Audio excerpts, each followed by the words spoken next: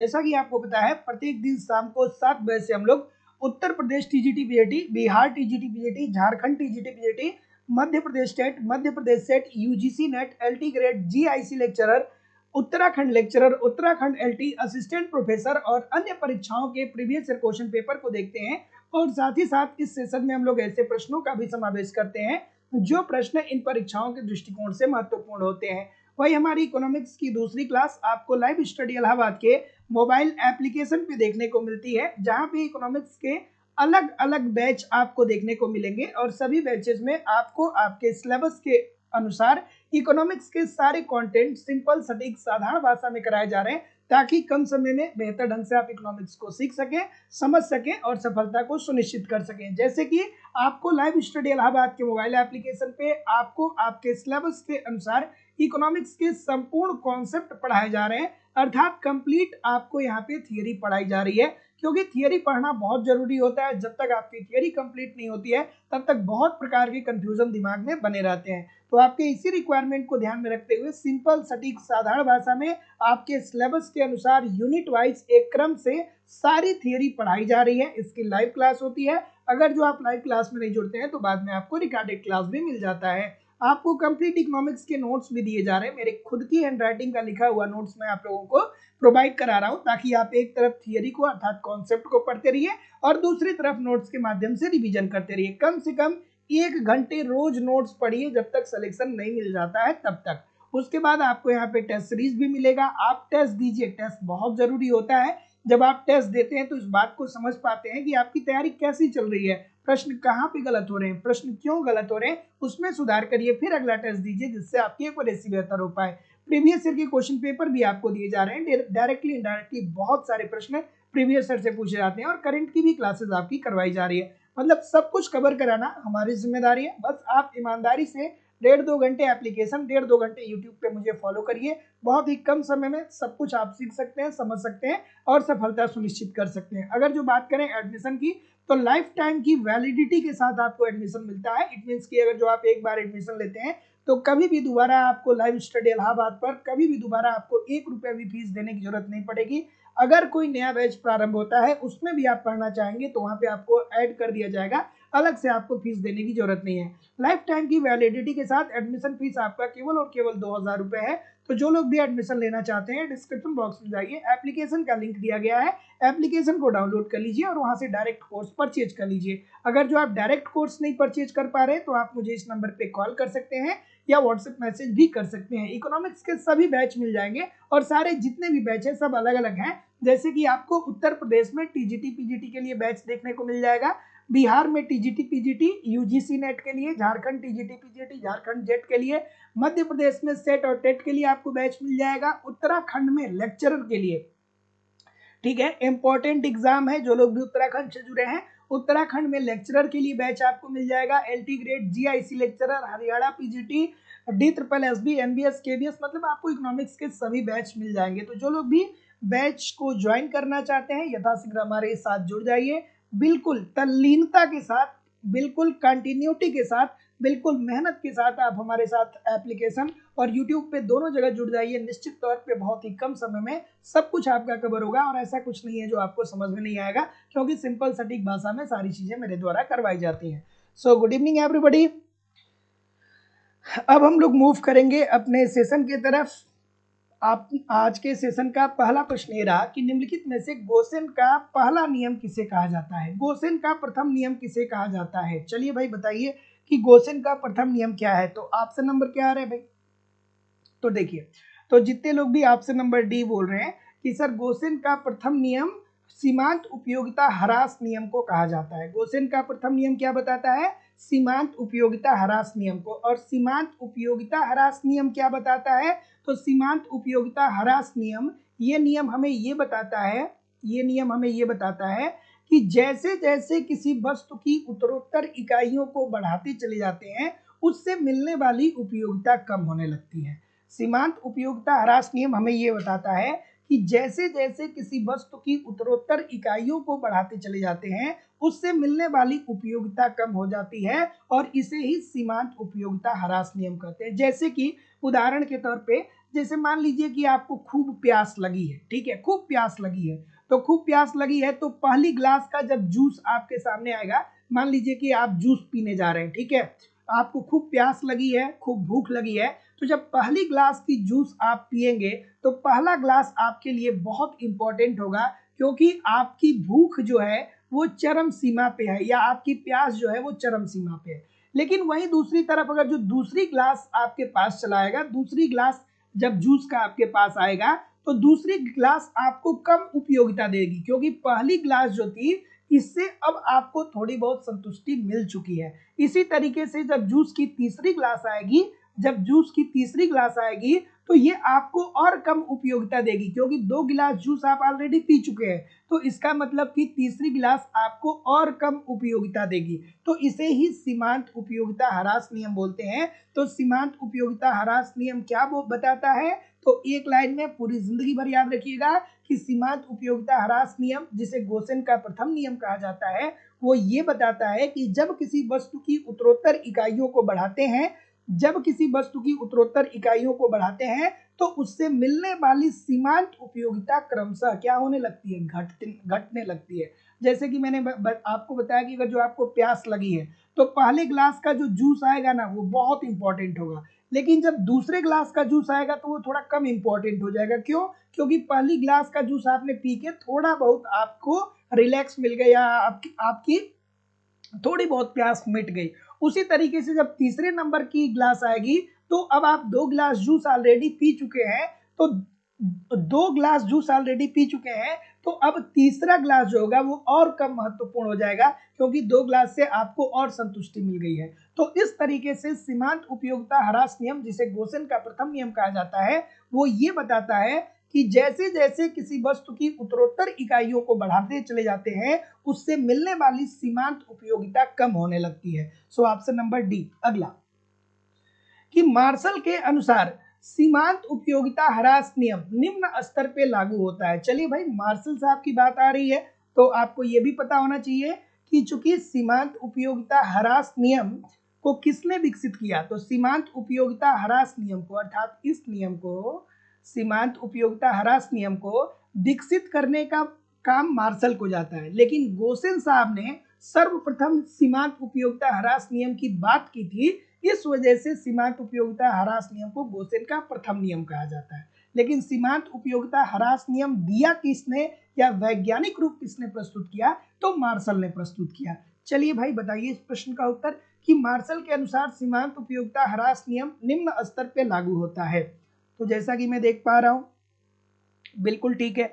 तो अब फिर आपके दिमाग में चलना चाहिए कि ठीक है सर, अभी तो आप बता रहे थे कि सीमांत उपयोगिता ह्रास नियम क्या होता है। तो सीमांत उपयोगिता ह्रास नियम का मतलब ये होता है कि जैसे जैसे किसी वस्तु की उत्तरोत्तर इकाइयों को हम बढ़ाते चले जाते हैं उससे मिलने वाली सीमांत उपयोगिता कम होने लगती है। जैसे आपको भूख लगी है तो जब पहली रोटी आपके पास आएगी तो वो बहुत महत्वपूर्ण होगी, लेकिन दूसरी रोटी उतनी महत्वपूर्ण नहीं रहेगी। जब दूसरी रोटी आएगी तो उतनी महत्वपूर्ण नहीं होगी, क्योंकि अब आपकी भूख मिट चुकी है। जब तीसरी रोटी आएगी तो भी वो पहली और दूसरी के मुकाबले कम महत्वपूर्ण होगी।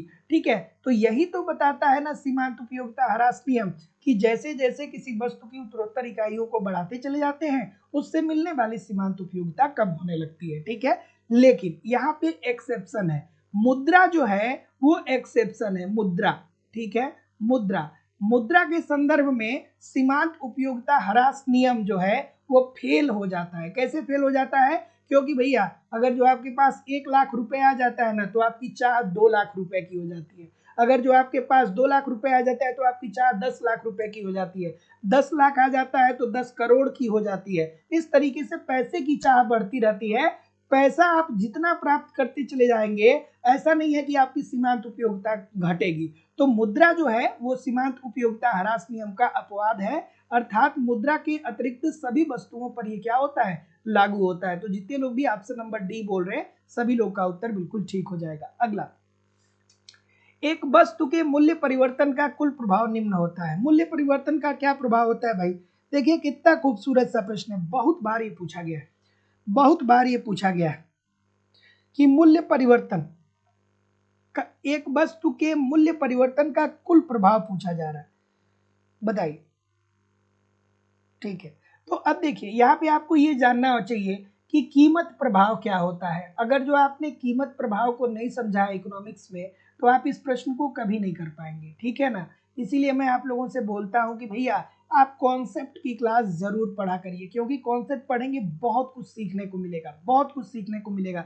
तो जो लोग भी अभी तक कॉन्सेप्ट की क्लास नहीं ज्वाइन किए, डिस्क्रिप्शन बॉक्स में जा करके एप्लीकेशन को डाउनलोड करके वहां से कोर्स परचेज कर सकते हैं। तो अब देखिए कीमत प्रभाव क्या होता है, सभी लोग कमेंट करके बताओ यार, इतने सारे लोग जुड़े हैं। कीमत प्रभाव किसे कहते हैं? ठीक है, ठीक है, ठीक है, ठीक है। तो देखिए कीमत प्रभाव का मतलब ये होता है कि यदि उपभोक्ता की आय स्थिर है, मतलब उपभोक्ता की आय जो 2023 में थी वही 2024 में भी है, ठीक है, ध्यान सुनिएगा। कीमत प्रभाव का मतलब क्या होता है, तो यदि उपभोक्ता की आय स्थिर है तो वस्तु की कीमत में परिवर्तन के परिणाम स्वरूप उपभोक्ता की आय में जो परिवर्तन होता है उसे ही कीमत प्रभाव कहा जाता है, ठीक है। तो ध्यान से सुनिए कि कीमत प्रभाव क्या होता है।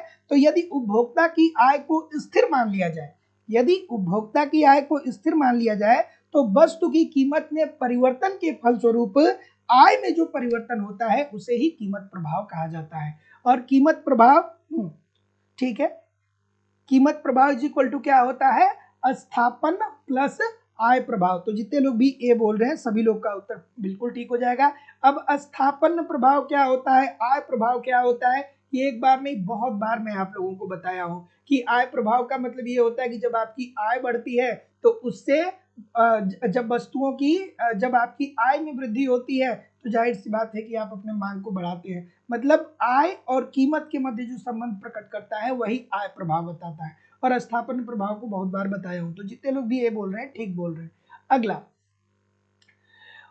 संतुलन के बिंदु पर उदासीन वक्र का ढाल निम्न होता है। चलिए भाई, शशि पाल जी, हलचल अंसारी जी, तस्नीम खान जी, जितेंद्र जी, ज्योति चौरसिया जी, नौशाद अली जी, सदानंद मिश्रा जी, रोहित कुमार जी, मोहम्मद शाहिद नूरी जी, नैना यादव जी, रोहित कुमार जी, ठीक है, रवि कुमार जी, शिखा विश्वकर्मा जी, सभी लोग वीडियो को लाइक कर दो यार, शेयर कर दो। अमरेश सिंह जी, इतने सारे लोग क्लास देख रहे हैं फिर भी लाइक और शेयर की संख्या बहुत कम है। सभी लोग एक बार वीडियो को लाइक शेयर कर दीजिए।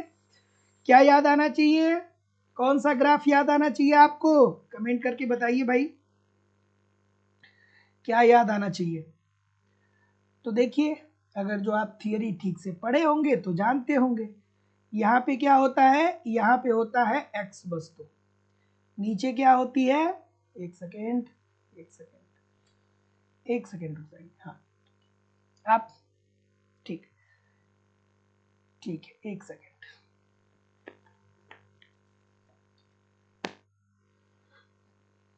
ठीक,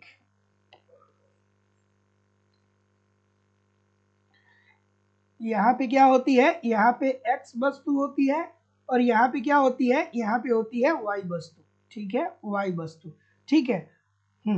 तो ये क्या पूछ रहा है कि संतुलन के बिंदु पर उदासीन वक्र का ढाल क्या है, तो संतुलन के बिंदु की बात कर रही है।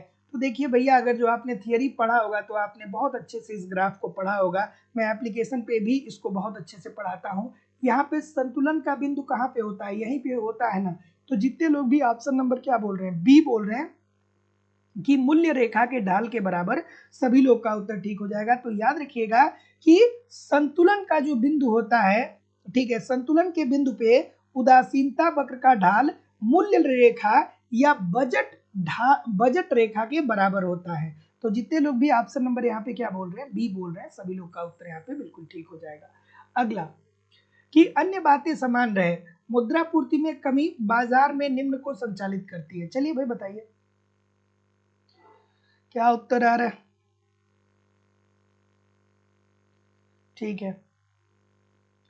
ऑप्शन नंबर देखिए, अब थोड़ा आराम से सोचिए कि अन्य बातें समान रहे, मुद्रा पूर्ति में कमी बाजार में निम्न को संचालित करेगी। तो अब बहुत सारे बच्चों को नहीं पता होता है कि मुद्रा पूर्ति में कमी का मतलब क्या होता है। तो मुद्रा पूर्ति में कमी का मतलब ये होता है कि मान लीजिए उदाहरण के तौर पे आपकी पूरी अर्थव्यवस्था में 100 रुपए है, ठीक है, और उस 100 रुपए में से मान लीजिए कि 10 रुपये आरबीआई के पास चला गया, आरबीआई ने प्रतिभूतियों का विक्रय कर दिया। तो प्रतिभूतियों का विक्रय जब आरबीआई कर देगा तो 10 रुपये मान लीजिए कि आरबीआई के पास चला गया, तो अब मार्केट में 90 रुपया ही तो बचेगा। तो जब मार्केट में पहले 100 रुपये था, लेकिन अब चूंकि आरबीआई ने प्रतिभूतियों का विक्रय कर दिया है, मान लीजिए, अब आपको समझना चाहिए कि आरबीआई क्या करता है कि मुद्रा की मात्रा को संतुलित रखने के लिए अर्थव्यवस्था में प्रतिभूतियों का क्रय विक्रय करता है। तो जब अर्थव्यवस्था में से मुद्रा निकालना होता है तो आरबीआई क्या करता है, प्रतिभूतियों का विक्रय करता है, ताकि जो खरीदेगा वो मुद्रा देगा। मुद्रा किसके पास चला जाएगा, आरबीआई के पास। तो मान लीजिए कि अर्थव्यवस्था में 100 रुपए है, 100 रुपए में से 10 रुपए आरबीआई के पास चला गया। तो ऐसी स्थिति में तो बाजार में पूरे भारतीय अर्थव्यवस्था में 100 रुपया था, लेकिन अब केवल 90 रुपए बचा। तो जब 90 रुपए ही बचा तो क्या होगा, अब बताइए आप मुझे। ठीक है, तो जितने लोग भी ये बोल रहे हैं कि अन्य बातें समान रहे, मुद्रा पूर्ति में कमी बाजार में निम्न को संचालित करेगी। तो जाहिर सी बात है भैया, जब लोगों के पास मुद्रा की मात्रा कम हो जाएगी, लोगों के पास मुद्रा की मात्रा कम हो जाएगी तो लोगों की क्रय शक्ति कम हो जाएगी। लोगों की क्या होगी, क्रय शक्ति कम हो जाएगी। और जब लोगों की क्रय शक्ति कम हो जाएगी तो लोग क्या करेंगे, जब लोगों की क्रय शक्ति कम हो जाएगी तो लोग अपनी मांग को कम कर लेंगे, तो देखिए ध्यान समझिएगा कि अन्य बातें समान रहे, मुद्रा मात्रा में कमी बाजार में निम्नलिखित को संचालित करेगी। तो जब मुद्रा की मात्रा में कमी होगी तो जाहिर सी बात है कि वस्तु का कीमत क्या हो जाएगा, ज्यादा हो जाएगा। ठीक है, तो जितने लोग भी ऑप्शन नंबर ए बोल रहे हैं सभी लोग का उत्तर यहाँ पे एब्सोल्युटली 100% ठीक हो जाएगा। अगला प्रश्न, निम्नलिखित वक्रों में से एक के अलावा यू शक्ल के कौन से हैं। यू शक्ल का कौन है भाई, ठीक है, क्या उत्तर आ रहा है। अब कुछ बच्चे नहीं समझ पा रहे हैं कि अरे भाई कई तरीके से हो जाएगा, कुछ बच्चे नहीं समझ पा रहे हैं कि मूल्य ऊंचा कैसे होगा। अरे भाई थोड़ा इकोनॉमिक्स के छात्र हैं, दिमाग लगाइए ना। देखिए, मुद्रा की मात्रा में जब कमी आएगी तो जाहिर सी बात है कि ब्याज की दर बढ़ जाएगी, और जब ब्याज की दर बढ़ जाएगी तो जाहिर सी बात है कि उत्पादन जो होगा वो महंगा हो जाएगा, और जब उत्पादन महंगा हो जाएगा तो वस्तु की कीमत क्या हो जाएगी, ज्यादा हो जाएगी। ठीक, थोड़ा दिमाग लगाया करिए खुद से भी, है ना। तो जितने लोग भी ए बोल रहे हैं ठीक बोल रहे हैं। अगला, कि निम्न वक्रों में से एक के अलावा सभी यू शक्ल के होते हैं, उसमें से कौन सा है, एक के अलावा। क्या उत्तर आ रहा है भाई, हाँ ठीक है, बी बोल रहे हैं, सी बोल रहे हैं।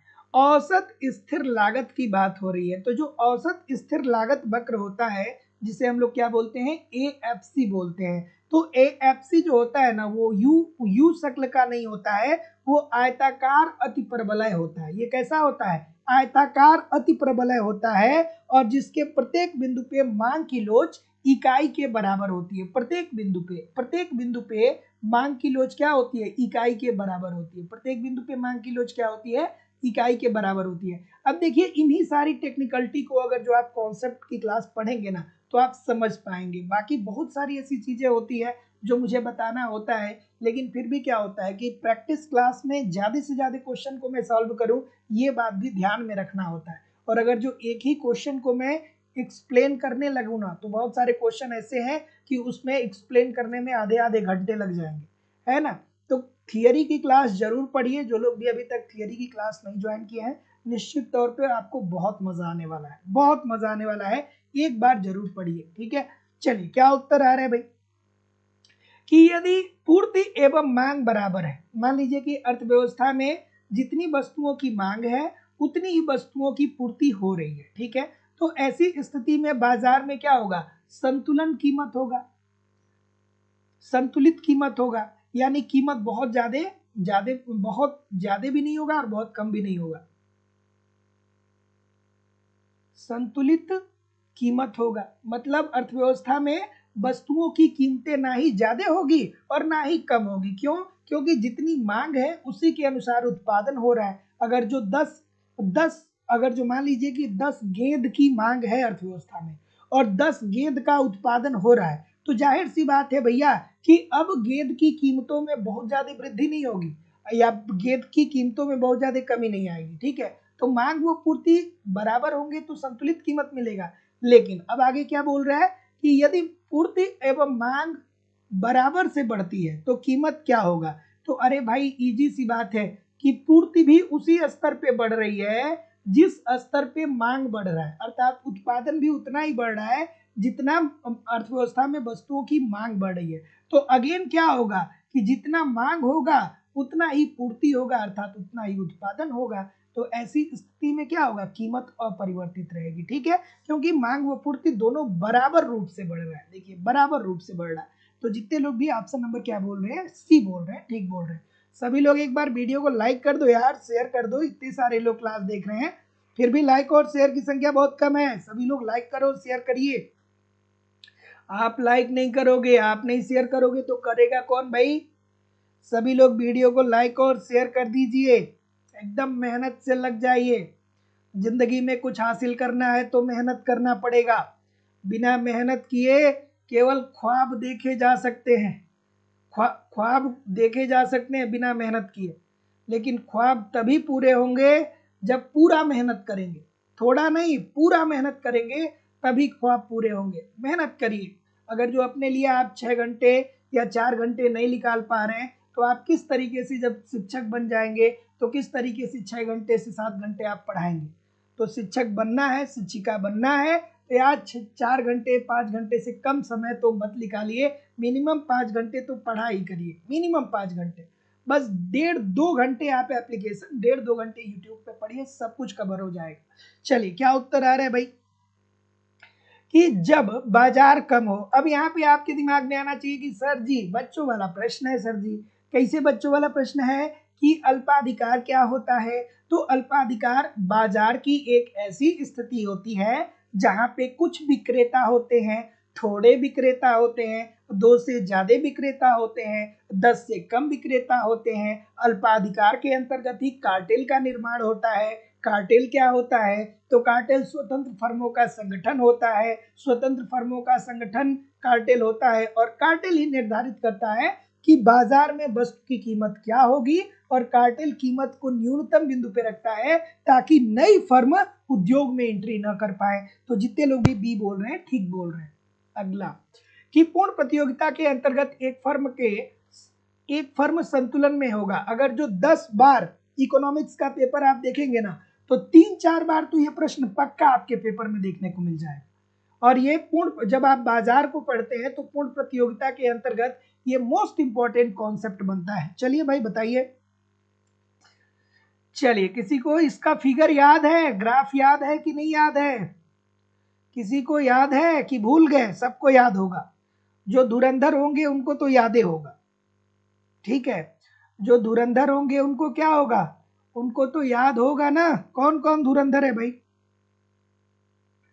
ये क्या होता है, ये क्या होता है, ये एमसी वक्र होता है।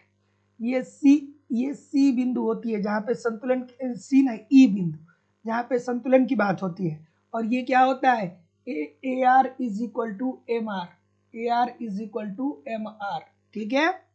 चलिए बताइए भाई, यहाँ पे कीमत होती है, इधर कीमत होती है और यहाँ पे क्या होता है, यहाँ पे उत्पादन होता है। इतना तो आप जानते ही होंगे। अब बताइए मुझे, तो जितने लोग भी ऑप्शन नंबर डी बोल रहे हैं ठीक बोल रहे हैं कि देखिए सर जी पूर्ण प्रतियोगिता, पूर्ण प्रतियोगिता, अब फिर दिमाग में घूमना चाहिए कि सर जी पूर्ण प्रतियोगिता बाजार की एक ऐसी स्थिति होती है जहां पे बहुत सारे विक्रेता होते हैं, बहुत सारे क्रेता होते हैं, समरूप वस्तुओं का उत्पादन होता है, मांग और पूर्ति की शक्तियों के आधार पे कीमतों का निर्धारण उद्योग के द्वारा किया जाता है। पूर्ण प्रतियोगिता के अंतर्गत श्रमिकों को उनकी सीमांत उत्पादकता के बराबर मजदूरी दी जाती है। ये सब आपके दिमाग में घूमना चाहिए। पूर्ण प्रतियोगिता की पूरी प्रॉपर्टीज घूमनी चाहिए। तो सीमांत लागत बराबर होता है सीमांत आय के, अर्थात एम आर ए आर के बराबर होता है, ठीक है। यहाँ पे ए आर होना चाहिए, ठीक है, ए आर, एम आर जो होता है ए आर के बराबर होता है। और सीमांत लागत वक्र सीमांत आय वक्र को नीचे से काटता है, ये देखिए नीचे से काट रहा है, ठीक है। और सीमांत लागत वक्र जब सीमांत आय वक्र को काटता है तब ऊपर उठता है, ये भी बात ठीक है। तो जितने लोग भी डी बोल रहे हैं सभी लोग का उत्तर ठीक है, ऑप्शन नंबर डी। अगला कि ब्याज तरलता के त्याग की पारितोषिक है, ये तो बच्चों वाला प्रश्न है, कोई भूलेगा नहीं, एक लाइन में बताऊंगा आप कभी नहीं भूलेंगे, बस मेरे शब्द को सुन लीजिएगा। ब्याज तरलता के त्याग का पारितोषिक है। जैसे देखिए ये तरलता शब्द बहुत सारे बच्चों को नहीं समझ में आता है, तो जैसे जब किन्स साहब अपनी थियरी देते हैं ना तो वो मुद्रा की जगह पे तरलता की ही बात करते हैं, ठीक है, मोटे तौर पे वो तरलता की बात करते हैं, और तरलता का मतलब कि एक तरीके से आसान भाषा में आप मुद्रा ही मान लीजिए। तो किन्स साहब का कहना ये होता है, तो इस प्रश्न का उत्तर पहले देख लीजिए कि ब्याज तरलता के त्याग का पारितोषिक है। तो ये बात किन्स ने कही। किन्स ने क्या कहा कि मान लीजिए कि दो व्यक्ति हैं, एक का नाम है राहुल और दूसरे का नाम है टीना, ठीक है, एक का नाम है राहुल दूसरे का नाम है टीना।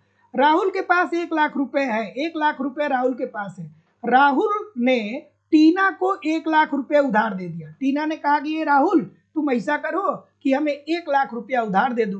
तो अब ये जो 1,00,000 रुपए है, अब ये 1,00,000 रुपए है वो किसके पास चला गया, अब ये 1,00,000 रुपए टीना के पास चला गया। 1,00,000 रुपए किसके पास चला गया, टीना के पास चला गया, और राहुल के पास अब 1,00,000 रुपए बचा ही नहीं। क्यों नहीं बचा, क्योंकि राहुल के पास 1,00,000 रुपए था, लेकिन राहुल से टीना ने बोला कि भैया हमको आप 1,00,000 रुपए उधार दे दीजिए। तो राहुल 1,00,000 रुपए उधार दे देते हैं टीना को इस शर्त पे कि आप हमें 1 साल बाद लौटाइएगा और हम 5% का ब्याज आपसे लेंगे। तो इट मीन्स कि ये जो राहुल है साल भर के लिए 1,00,000 रुपए के प्रयोग से वंचित हो जाएंगे, और इसी के प्रतिफल के रूप में या इसी के पारितोषिक के रूप में उन्हें लाभ मिलेगा, ठीक है, या उन्हें ब्याज मिलेगा। तो ब्याज तरलता के त्याग का पारितोषिक है, किन्स ने बोला। अगला वितरण का सिद्धांत क्या बताता है भाई, सभी लोग वीडियो को लाइक और शेयर कर दीजिए, और जो लोग भी अभी तक चैनल को सब्सक्राइब नहीं किए हैं चैनल को सब्सक्राइब करके बेल आइकन को जरूर क्लिक कर लीजिए। मैं रोज आता हूँ, रोज क्लास लेता हूँ, प्रैक्टिस तो करिए, मेहनत तो करिए, सब कुछ आसान हो जाएगा, बशर्ते पढ़ेंगे मेहनत करेंगे तो डिस्क्रिप्शन बॉक्स में जाइए, लाइव स्टडी इलाहाबाद के मोबाइल एप्लीकेशन का लिंक दिया गया है, व्हाट्सएप चैनल का लिंक दिया गया है, टेलीग्राम चैनल का लिंक दिया गया है, सबको ज्वाइन कर लीजिए यार, बहुत मजा आने वाला है। बस जुड़े रहिए, मैं तो आपको इतना कंटेंट प्रोवाइड कराऊंगा, रोज कराऊंगा, इतना कंटेंट प्रोवाइड कराऊंगा कि मेहनत कर लेंगे तो सब कुछ आपका कवर हो जाएगा। चलिए आगे क्या उत्तर आ रहा है भाई, वितरण का सिद्धांत किसने दिया था, कोई कमेंट करके बताएगा ये सिद्धांत क्या बताता है, वितरण का सिद्धांत हमें क्या बताता है, कोई कमेंट करके बताओ भाई, इतने सारे लोग जुड़े हैं। वितरण का सिद्धांत क्या बताता है, ठीक है ठीक है ठीक है ठीक है ठीक है। तो वितरण का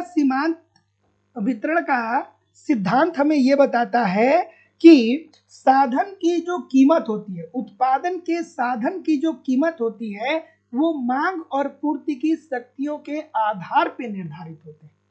तो वितरण का सिद्धांत हमें क्या बताता है, तो वितरण का सिद्धांत हमें यह बताता है कि जो उत्पादन के साधन होते हैं उनकी कीमत मांग और पूर्ति की शक्तियों के आधार पर निर्धारित होता है, और उत्पादन के साधन जो होते हैं, उत्पादन के जो साधन होते हैं, उत्पादन साधन जो होते हैं ना वो अपनी सीमांत उत्पादकता के बराबर पारिश्रमिक या मजदूरी प्राप्त करते हैं, ठीक है। तो ये वितरण का सिद्धांत जेबी क्लार्क ने दिया था। सबसे पहले तो जान लीजिए कि वितरण का सिद्धांत किसने दिया था, तो जेबी क्लार्क ने दिया था, जेबी क्लार्क ने दिया था। वितरण के सिद्धांत में जेबी क्लार्क ने क्या बोला था, तो बोला था कि उत्पादन के साधनों की कीमत मांग और पूर्ति की शक्तियों के आधार पर निर्धारित होते हैं,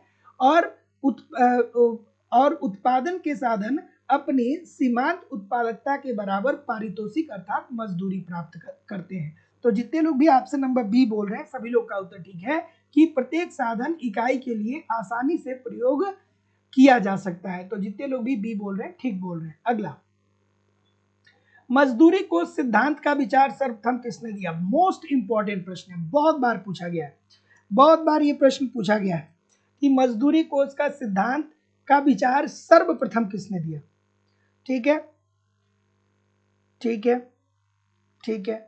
तो जितने लोग भी ऑप्शन नंबर क्या बोल रहे हैं, तो अब देखिए चलिए ठीक है। सो ऑप्शन नंबर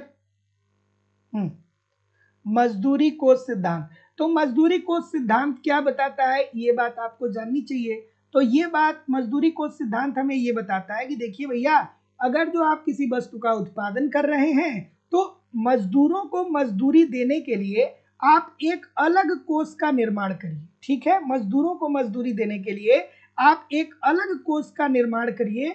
और जिस तरीके से, हाँ क्या उत्तर आ रहा है, जेएस मिल बोल रहे हैं, जेएस मिल बोल रहे हैं। तो जितने लोग भी जेएस मिल बोल रहे हैं, क्या ठीक बोल रहे हैं? तो देखिए, सबसे पहले मैं बता दूं कि मजदूरी कोष सिद्धांत ये बताता है कि एक उत्पादक जो होता है या एक जो उद्यमी होता है, उसे एक कोष बनाना चाहिए और इसी कोष में से उसे मजदूर को मजदूरी देनी चाहिए। ये उसे ये देखते रहना चाहिए कि इस जो कोष बनाया गया है उसमें पैसा कितना है और उसी पैसा के आधार पे मजदूर को मजदूरी देनी चाहिए। तो सर्वप्रथम की अगर जो बात करें ना सर, सर्वप्रथम की बात करें तो सर्वप्रथम की अगर जो बात करें तो एडम स्मिथ ने मजदूरी को सिद्धांत दिया था सर्वप्रथम। लेकिन अगर जो विकसित की बात करें कि मजदूरी कोष का सिद्धांत विकसित किसने किया था, तो वो किया था जेएस मिल ने। ठीक है, जेएस मिल के द्वारा किया गया था। तो इजी सी बात है, याद रखिएगा। यहाँ दोनों बातें आपको याद रखना है कि मजदूरी को सिद्धांत सर्वप्रथम किसने दिया था, तो सर्वप्रथम एडम स्मिथ ने दिया था।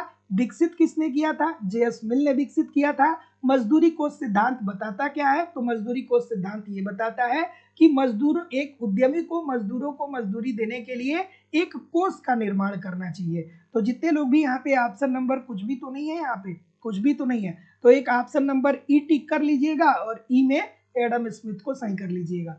तो एडम स्मिथ इसके राइट आंसर हो जाएंगे। अगला प्रश्न कि लगान के आधुनिक सिद्धांत को किसने विकसित किया। खूबसूरत सा प्रश्न है, बहुत बार पूछा गया। ठीक है, लगान का आधुनिक सिद्धांत, क्या उत्तर आ रहा है भाई, जैसा कि मैं देख पा रहा हूं। ठीक है, ठीक है।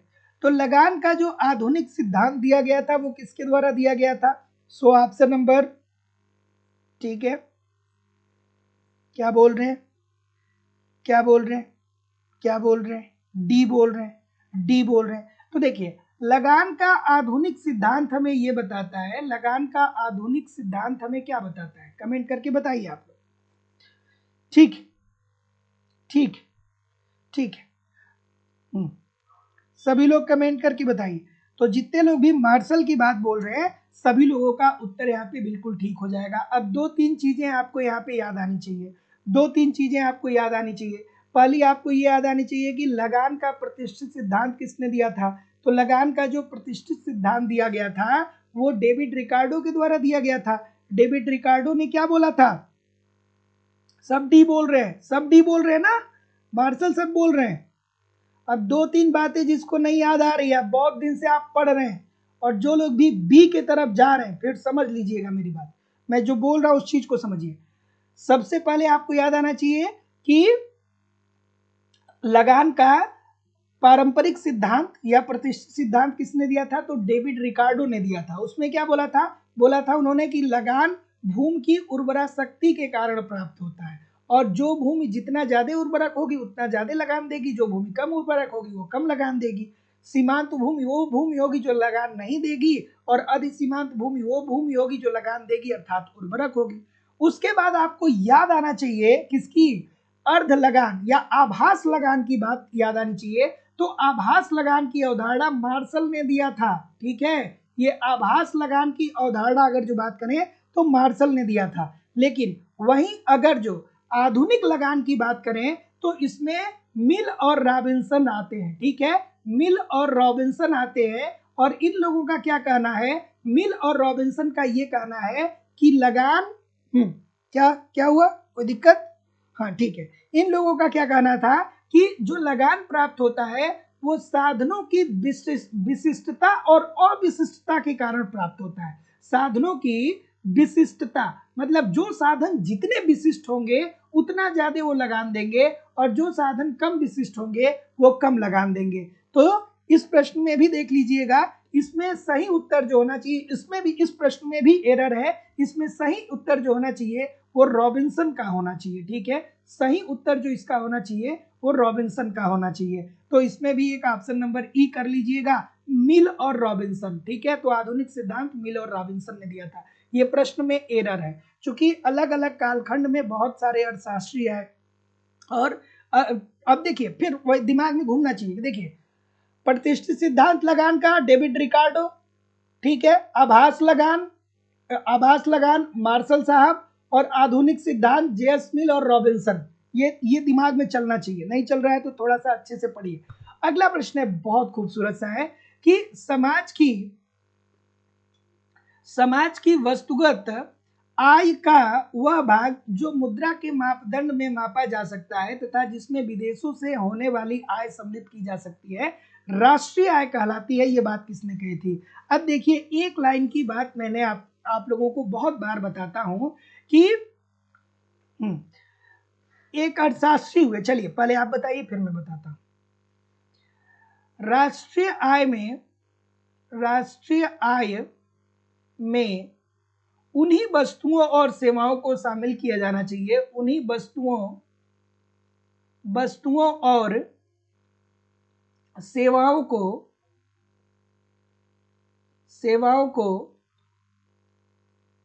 को शामिल करना चाहिए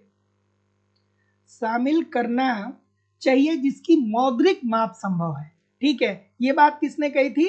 ये पीगू ने कहा था। पीगू ने ये कहा था कि देखिए, जब हम लोग राष्ट्रीय आय की गणना करेंगे ना, तो राष्ट्रीय आय की गणना करते समय हमें उन्हीं वस्तुओं और सेवाओं को राष्ट्रीय आय में सम्मिलित करना चाहिए जिसकी मौद्रिक माप संभव है, अर्थात जिसे मुद्रा रूपी पैमाने में मापा जा सके। तो राष्ट्रीय आय की गणना करते समय उन्हीं वस्तुओं और सेवाओं को सम्मिलित करना चाहिए जिन वस्तुओं और सेवाओं का मौद्रिक माप संभव है, अर्थात जिन वस्तुओं और सेवाओं को मुद्रा रूपी पैमाने में मापा जा सकता है, उसी को राष्ट्रीय आय में सम्मिलित करनी चाहिए। जैसे ये पेन है तो पेन को मुद्रा रूपी पैमाने में मापा जा सकता है। ये शर्ट है तो शर्ट को मुद्रा रूपी पैमाने में मापा जा सकता है। लेकिन क्या आपकी सोच को मुद्रा रूपी पैमाने में मापा जा सकता है? क्या आपकी सोच को मुद्रा रूपी पैमाने में मापा जा सकता है? नहीं मापा जा सकता है। क्या हवा को मुद्रा रूपी पैमाने में मापा जा सकता है? क्या नहीं मापा जा सकता है? तो पीगू साहब यही बात बोलते हैं। पीगू साहब कहते हैं कि देखिए भैया, जब राष्ट्रीय आय की गणना आप करिए ना, तो राष्ट्रीय आय की गणना करते समय उन्हीं वस्तुओं और सेवाओं को सम्मिलित करते करिए जिसका मौद्रिक माप संभव है, अर्थात जिसे मुद्रा रूपी पैमाने में मापा जा सके। सो ऑप्शन नंबर ए। अगला, कि भारत में राष्ट्रीय आय का आकलन एक वर्ष में संदर्भित होता है। बहुत बार ये प्रश्न पूछा गया है। और आप लोगों की इकोनॉमिक्स की दूसरी क्लास लाइव स्टडी इलाहाबाद के मोबाइल एप्लीकेशन पे होती है, जहां पे आपको इकोनॉमिक्स के अलग अलग बैच देखने को मिलते हैं, और सभी बैचेस में आपको आपके सिलेबस के अनुसार एक रणनीति के तहत इकोनॉमिक्स के सारे कंटेंट सिंपल, सटीक, साधारण भाषा में दिए जा रहे हैं। अगर जो आप ईमानदारी से ठीक तरीके से एप्लीकेशन पे मेहनत कर रहे हैं, यूट्यूब पे पढ़ रहे हैं, तो प्रश्न कहाँ से बनेगा भाई? सब कुछ कराना हमारी जिम्मेदारी है। कंप्लीट आपको आपके सिलेबस के अनुसार कोर्स पढ़ाया जा रहा है। इसकी लाइव क्लास होती है। लाइव क्लास में नहीं जुड़ते हैं तो बाद में आपको रिकॉर्डेड क्लास मिल जाता है। पूरा सिंपल, सटीक, साधारण भाषा में थियरी पढ़िए। अगर जो आप बहुत वीक स्टूडेंट हैं तो भी परेशान न होइए, सब कुछ आपको समझ में आने वाला है। बिल्कुल बेसिक से सब कुछ पढ़ाया जाता है। कंप्लीट आपको थियरी पढ़ाई जाती है। कंप्लीट आपको इकोनॉमिक्स के नोट्स भी दिए जा रहे हैं। मैं अपनी खुद की हैंड राइटिंग का नोट्स आप लोगों को दे रहा हूं, ताकि आप एक तरफ थियरी को पढ़ते रहिए, दूसरी तरफ नोट्स के माध्यम से रिवीजन करते रहिए। बहुत सारे बच्चे ऐसे हैं कि एक तरफ पढ़ते रहते हैं, दूसरी तरफ भूलते रहते हैं। ऐसा बिल्कुल नहीं करना। नया तब तक ना पढ़िए जब तक पुराना रिवीजन न कर लीजिए।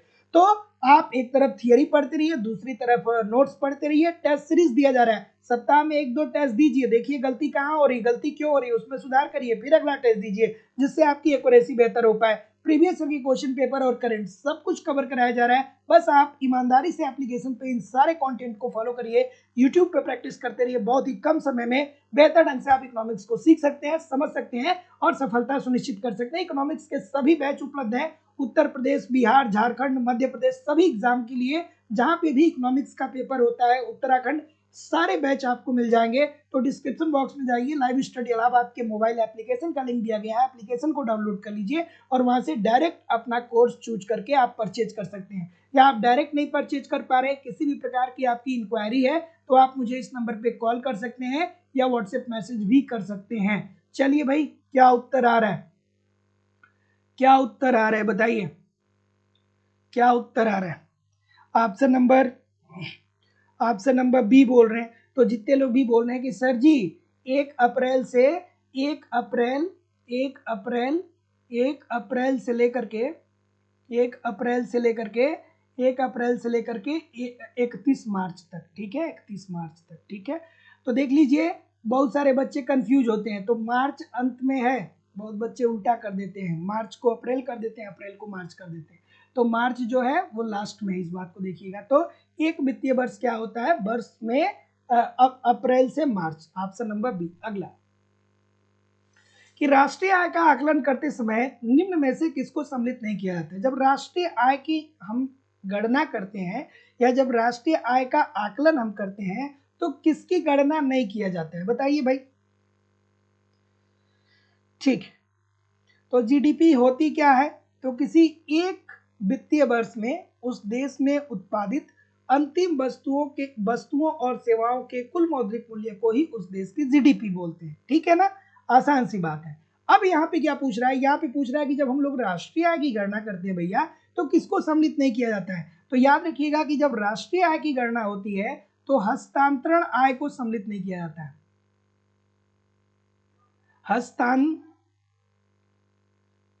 हस्तांतरण आय को सम्मिलित नहीं किया जाता है। क्यों नहीं सम्मिलित किया जाता है?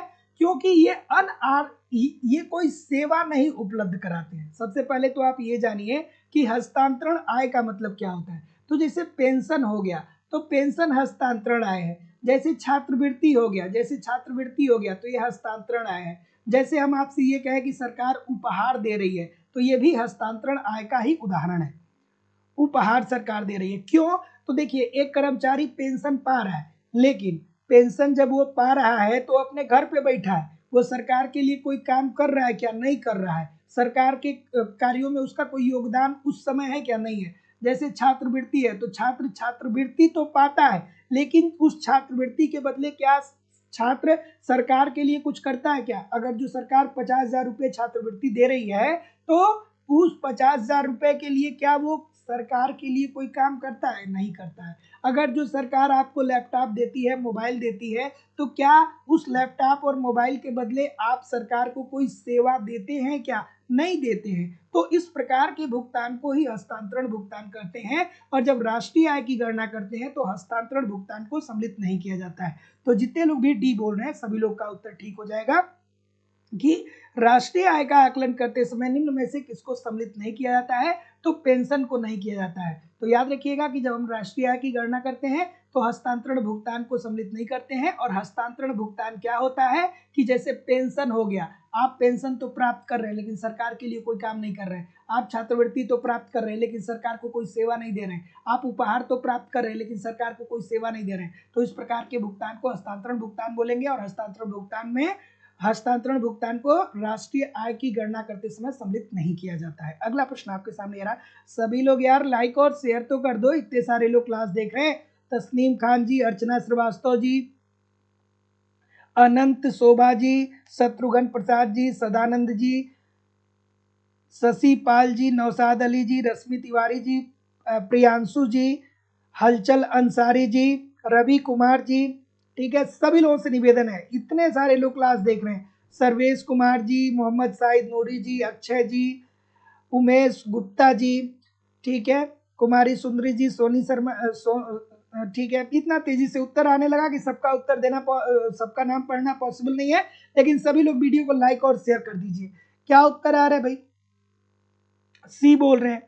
तो जब सकल राष्ट्रीय उत्पादन के मूल्य में घिसावट व्यय या पूंजी ह्रास को घटा दिया जाता है तो निवल राष्ट्रीय उत्पाद प्राप्त होता है। अर्थात निवल राष्ट्रीय उत्पाद इज इक्वल टू क्या हो जाएगा? सकल राष्ट्रीय उत्पाद। जो आपका सकल राष्ट्रीय उत्पाद है उसमें से हम क्या कर देंगे? घिसावट को घटा देंगे, जिसे हम लोग क्या बोलते हैं?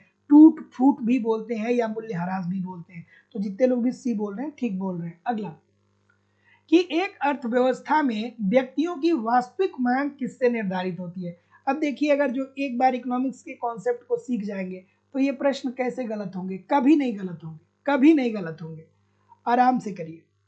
और उत्तराखंड से जो लोग भी हैं, आप बैच ज्वाइन करना चाहते हैं तो यथाशीघ्र ज्वाइन कर सकते हैं। आप तो हालांकि हर जगह परीक्षा है, उत्तर प्रदेश में भी सामने परीक्षा है, उत्तराखंड में भी परीक्षा है, बिहार में भी आपने देखा अभी एक अनाउंसमेंट आया है, बिहार में भी TRE 4 होने वाला है, मध्य प्रदेश में परीक्षाएं है ही, यूपी में असिस्टेंट प्रोफेसर की परीक्षाएं है ही, ठीक है, झारखंड से भी सुनने को आ रहा है कोई वैकेंसी आ रही है। तो मतलब हर राज्य में कोई ना कोई परीक्षाएं हैं। लग जाइए, मेहनत से लग जाइए, एक बार मेहनत कर लेंगे पूरी जिंदगी आसान हो जाएगी, एक बार मेहनत कर लेंगे पूरी जिंदगी आसान हो जाएगी। क्या उत्तर आ रहा है कि एक अर्थव्यवस्था में व्यक्तियों की वास्तविक मांग किस पे निर्धारित होती है। तो भैया जैसे मैं आपसे ये कहूं कि आपके पास 100 रुपए है, ठीक है, और 100 रुपए में से 10 रुपए आपको प्रत्यक्ष कर के रूप में दे देना है, डायरेक्ट टैक्स के रूप में देना है।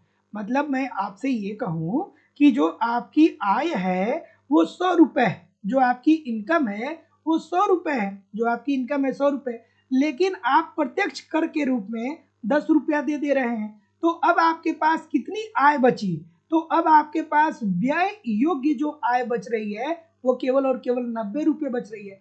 मतलब आपकी मौद्रिक आय 100 रुपये है, लेकिन 10 रुपया तो आप टैक्स दे देंगे, तो 10 रुपया टैक्स दे देंगे तो 10 उस 10 रुपए से किसी वस्तु को खरीद पाएंगे क्या? नहीं खरीद पाएंगे। तो ये 100 रुपये आपकी आय है, उसमें से 10 रुपये आपने टैक्स दे दिया, तो आपके पास 90 रुपये बचा। मतलब 90 रुपये ही आप व्यय कर सकते हैं और इसी 90 रुपये से आप वस्तुओं की मांग कर सकते हैं, अर्थात व्यय योग्य व्यक्तिगत आय। तो एक अर्थव्यवस्था में व्यक्तियों की वास्तविक मांग किससे निर्धारित होती है? तो व्यय योग्य व्यक्तिगत आय से निर्धारित होती है। Option number D. अगला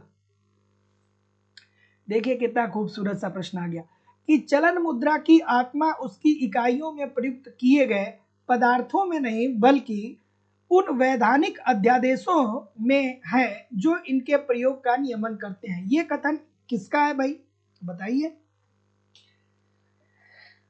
क्या उत्तर आ रहा है? ये स्टेटमेंट किसका है? थोड़ा कॉमन सेंस लगाइए।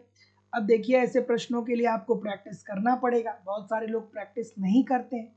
प्रैक्टिस नहीं करेंगे तो आप कितना भी इकोनॉमिक्स पढ़ लीजिए, इस प्रकार के प्रश्न अगर जो पेपर में आ जाएंगे तो बहुत समस्या क्रिएट हो सकती है। तो प्रैक्टिस रोज जरूर किया करिए।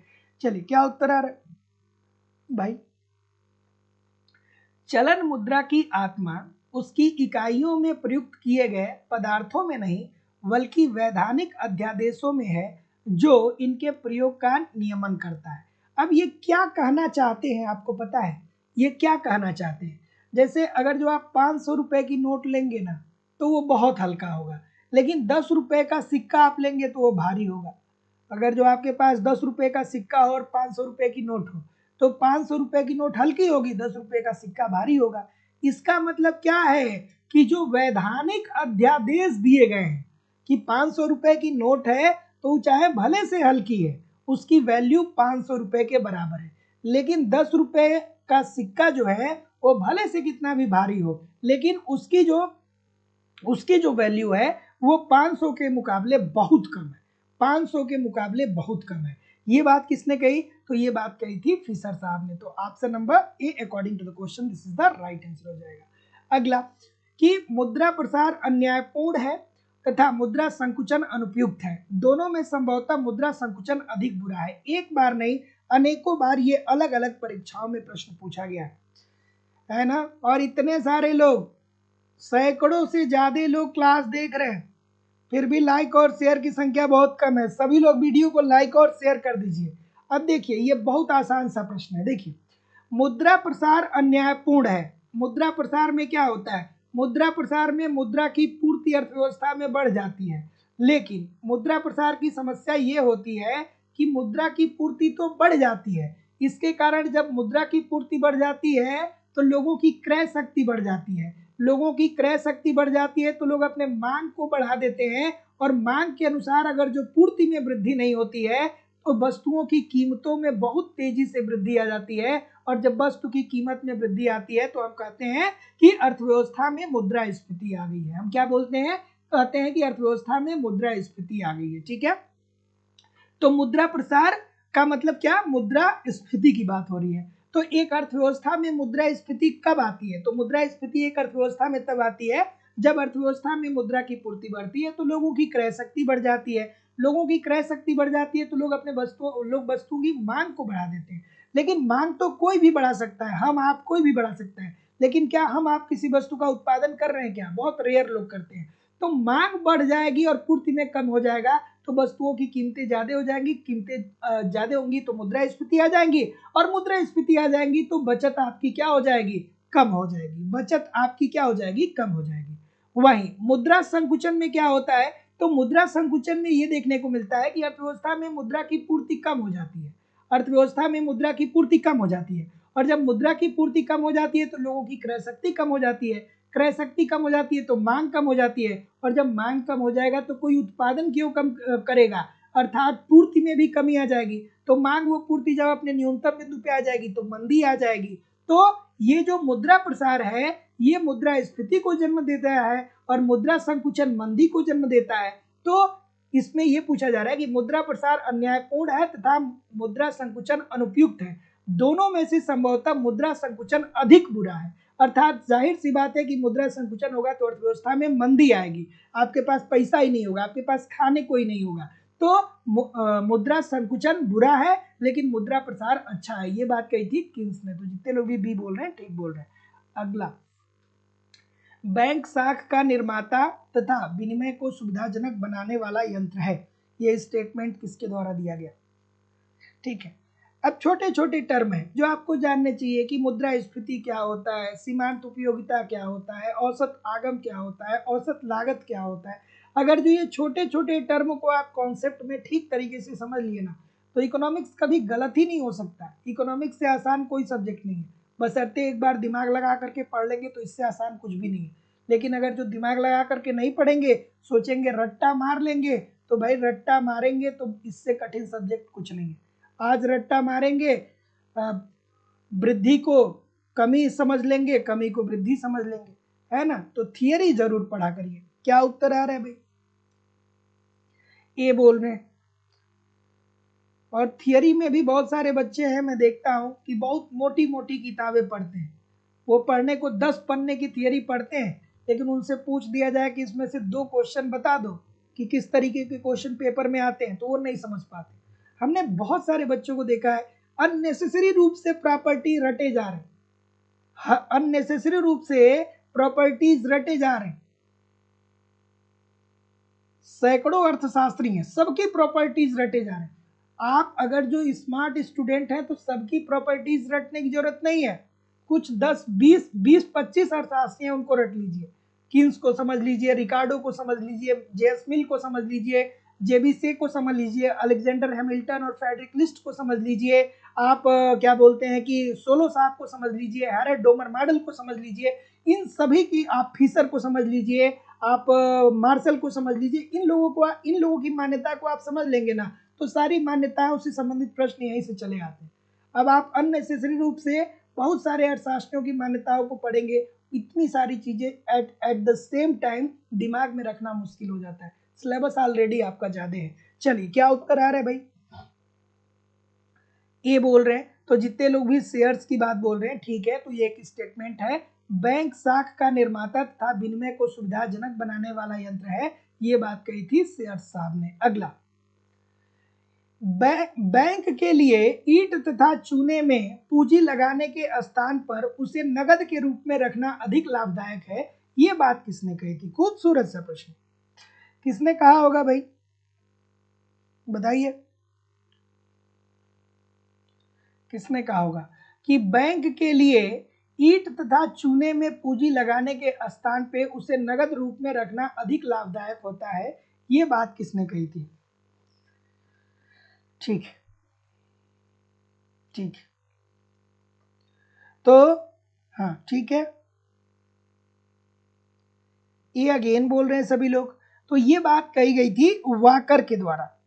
ठीक है, वाकर ने कहा था कि देखिए भैया, आप बैंक में पैसा मत रखिए। वाकर ने क्या कहा था? वाकर ने कहा था कि आप लाकर में पैसा न रखिए, अर्थात आप बैंक में पैसा नहीं रखिए, आप इसे नगद के रूप में रखेंगे तो आपके लिए ज्यादा लाभदायक होगा। और सही भी बात है भाई। आप बैंक में पैसा जमा करते हैं तो आपको कितना इंटरेस्ट मिलता है, कितना ब्याज मिलता है? 5 से 7%, मैक्सिमम 7%। 7% से 7% के आसपास तो मुद्रास्फीति अर्थव्यवस्था में आ जाती है, इन्फ्लेशन आ जाता है। तो ऐसा नहीं है कि आप सोचते हैं कि हम बैंक में एफडी कर दिए हैं तो एफडी कर दिए हैं तो खूब हमारा 5,000 रुपया महीने का बढ़ रहा है। वो कोई बहुत अच्छा, अगर जो आपके पास पैसा है तो आप कहीं उसको इस तरीके से इन्वेस्ट कर दीजिए जहां पे जोखिम ना हो, है ना। वो आपको ब्याज का कई गुना फायदा देगा भविष्य में। लेकिन बहुत सारे लोग करते हैं 20 लाख रुपए है जा करके एफडी कर दिए, ठीक है, 20 लाख को दबाए और वो ये सोच रहे हैं कि हमको हर महीने 5,000 6,000 रुपए मिल रहा है। लेकिन क्या उस 20 लाख की कीमत जो अभी है वो क्या 20 साल बाद 20 लाख की कीमत वही होगी? नहीं होगी, बहुत ह्यूज डिफरेंस आएगा।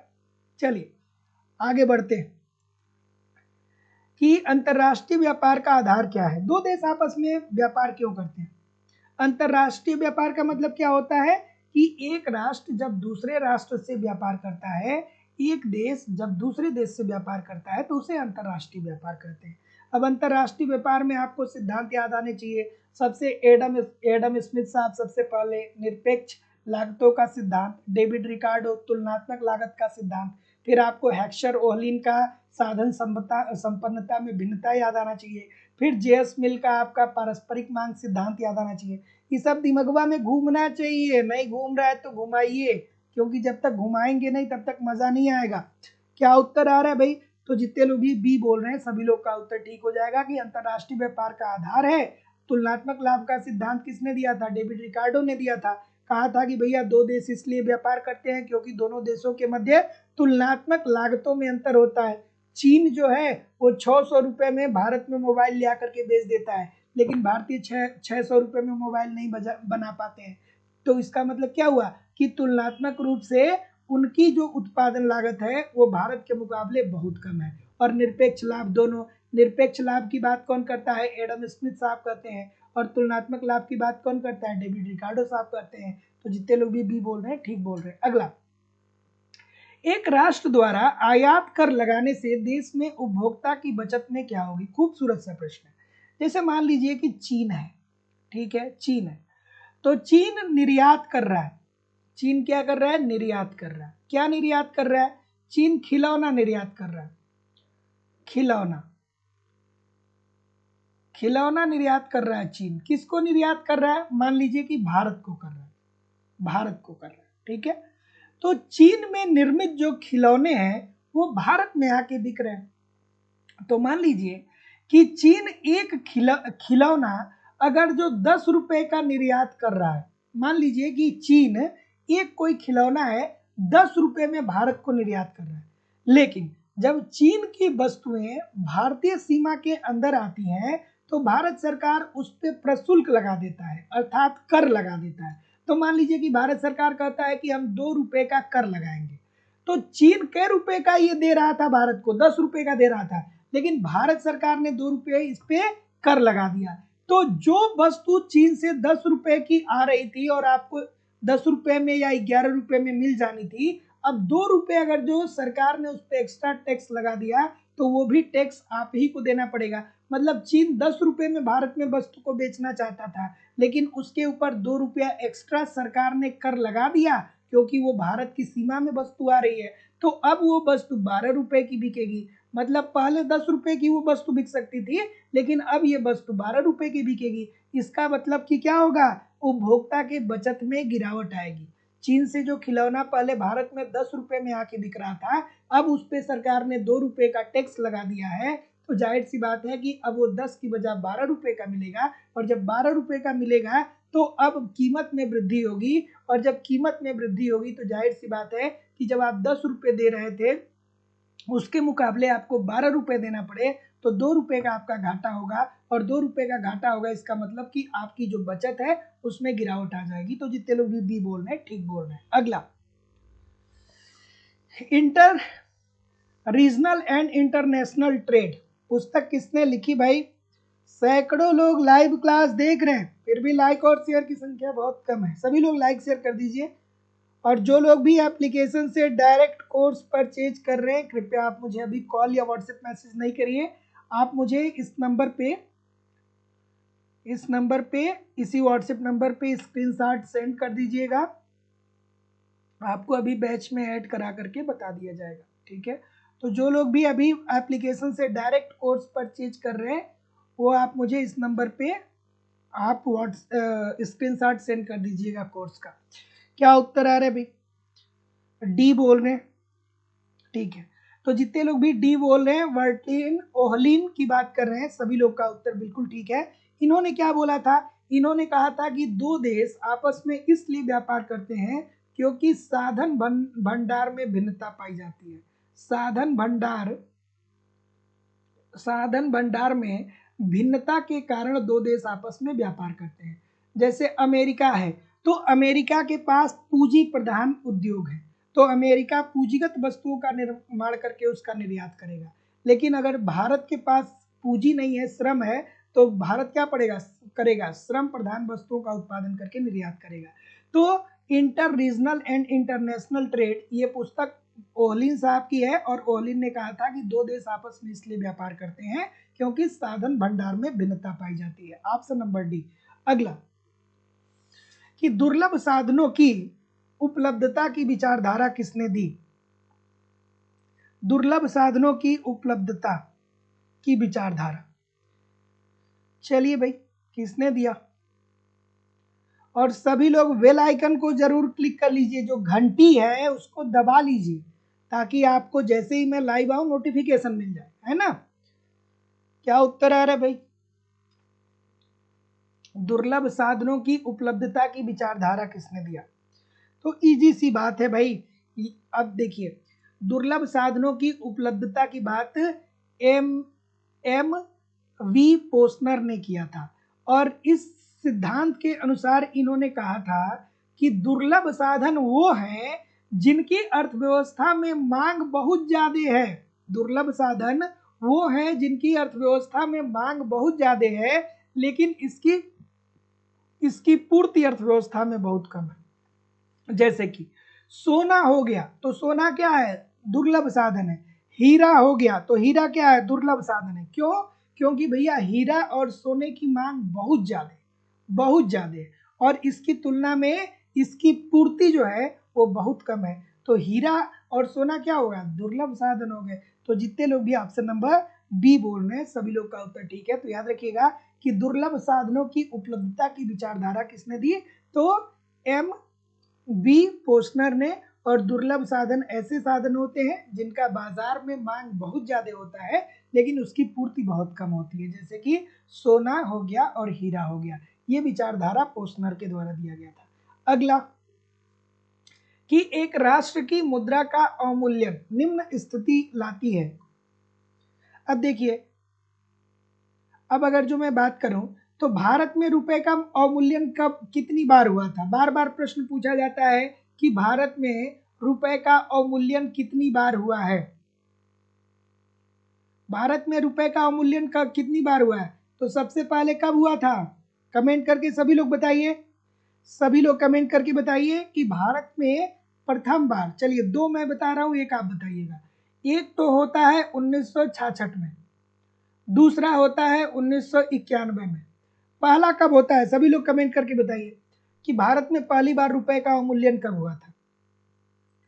और जब रुपए का अवमूल्यन होता है तो मुद्रा का बाह्य मूल्य कम हो जाता है।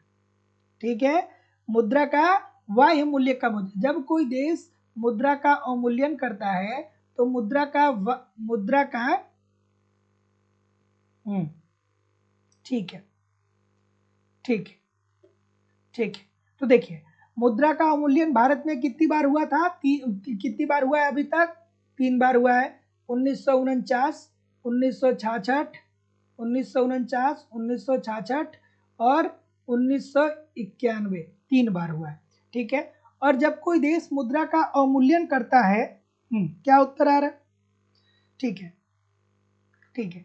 जब कोई देश मुद्रा का अवमूल्यन करता है तो इसका मतलब ये होता है कि मुद्रा का बाह्य मूल्य कम हो जाता है। मुद्रा का बाह्य मूल्य कम हो जाता है, और जब मुद्रा का बाह्य मूल्य कम हो जाता है तो निर्यात सस्ते हो जाते हैं। निर्यात क्या होता है? सस्ता हो जाता है। निर्यात सस्ता हो जाता है, और आयात क्या हो जाता है? आयात महंगा हो जाता है। आयात क्या हो जाता है? महंगा हो जाता है। आयात महंगे हो जाते हैं। ठीक है, आयात क्या हो जाते हैं? महंगे हो जाते हैं। और अमूमन मुद्रा का अवमूल्यन क्यों किया जाता है? मुद्रा का अवमूल्यन करने के पीछे कई सारे कारण होते हैं। उसमें से ये होता है कि भुगतान असंतुलन की स्थिति से निपटने के लिए, अर्थात अपने निर्यातों को बढ़ाने के लिए और आयात को कम करने के लिए मुद्रा का अवमूल्यन किया जाता है। और भारत में अभी तक मुद्रा का अवमूल्यन 1949, 1966 और 1991 में किया गया है। तो जितने लोग भी ऑप्शन नंबर क्या बोल रहे हैं? सी बोल रहे हैं कि घरेलू कीमतों का अपरिवर्तित रहना, सभी लोगों का उत्तर यहाँ पे बिल्कुल ठीक हो जाएगा। देखिए, जब मुद्रा का अवमूल्यन होता है तो मुद्रा का बाह्य मूल्य प्रभावित होता है, मुद्रा का बाह्य मूल्य कम होता है, और मुद्रा का बाह्य मूल्य कम होता है तो निर्यात सस्ता होता है। लेकिन घरेलू अर्थव्यवस्था में कोई असर नहीं पड़ता है कीमतों पर। तो जितने लोग भी डी बोल रहे हैं, जितने लोग भी सी बोल रहे हैं, सभी लोग का उत्तर ठीक हो जाएगा। अगला, कि आधुनिक वृद्धि की ऊंची दर के लिए निम्न में से कौन सी अनिवार्य दशा है? अब बहुत सारे लोग को यह भी नहीं पता होगा कि मुद्रा का बाह्य मूल्य कम होने का मतलब क्या हुआ। तो मुद्रा का बाह्य मूल्य कम होने का मतलब ये हुआ कि जैसे मान लीजिए कि एक डॉलर है, तो एक डॉलर मान लीजिए कि 50 रुपए के बराबर है। ठीक है, वहीं अगर जो एक डॉलर 100 रुपए के बराबर हो जाए, एक डॉलर 100 रुपए के बराबर हो जाए, तो मुद्रा की वैल्यू कम हो रही है कि नहीं हो रही? मुद्रा का बाह्य मूल्य कम हो रहा है कि नहीं हो रहा है?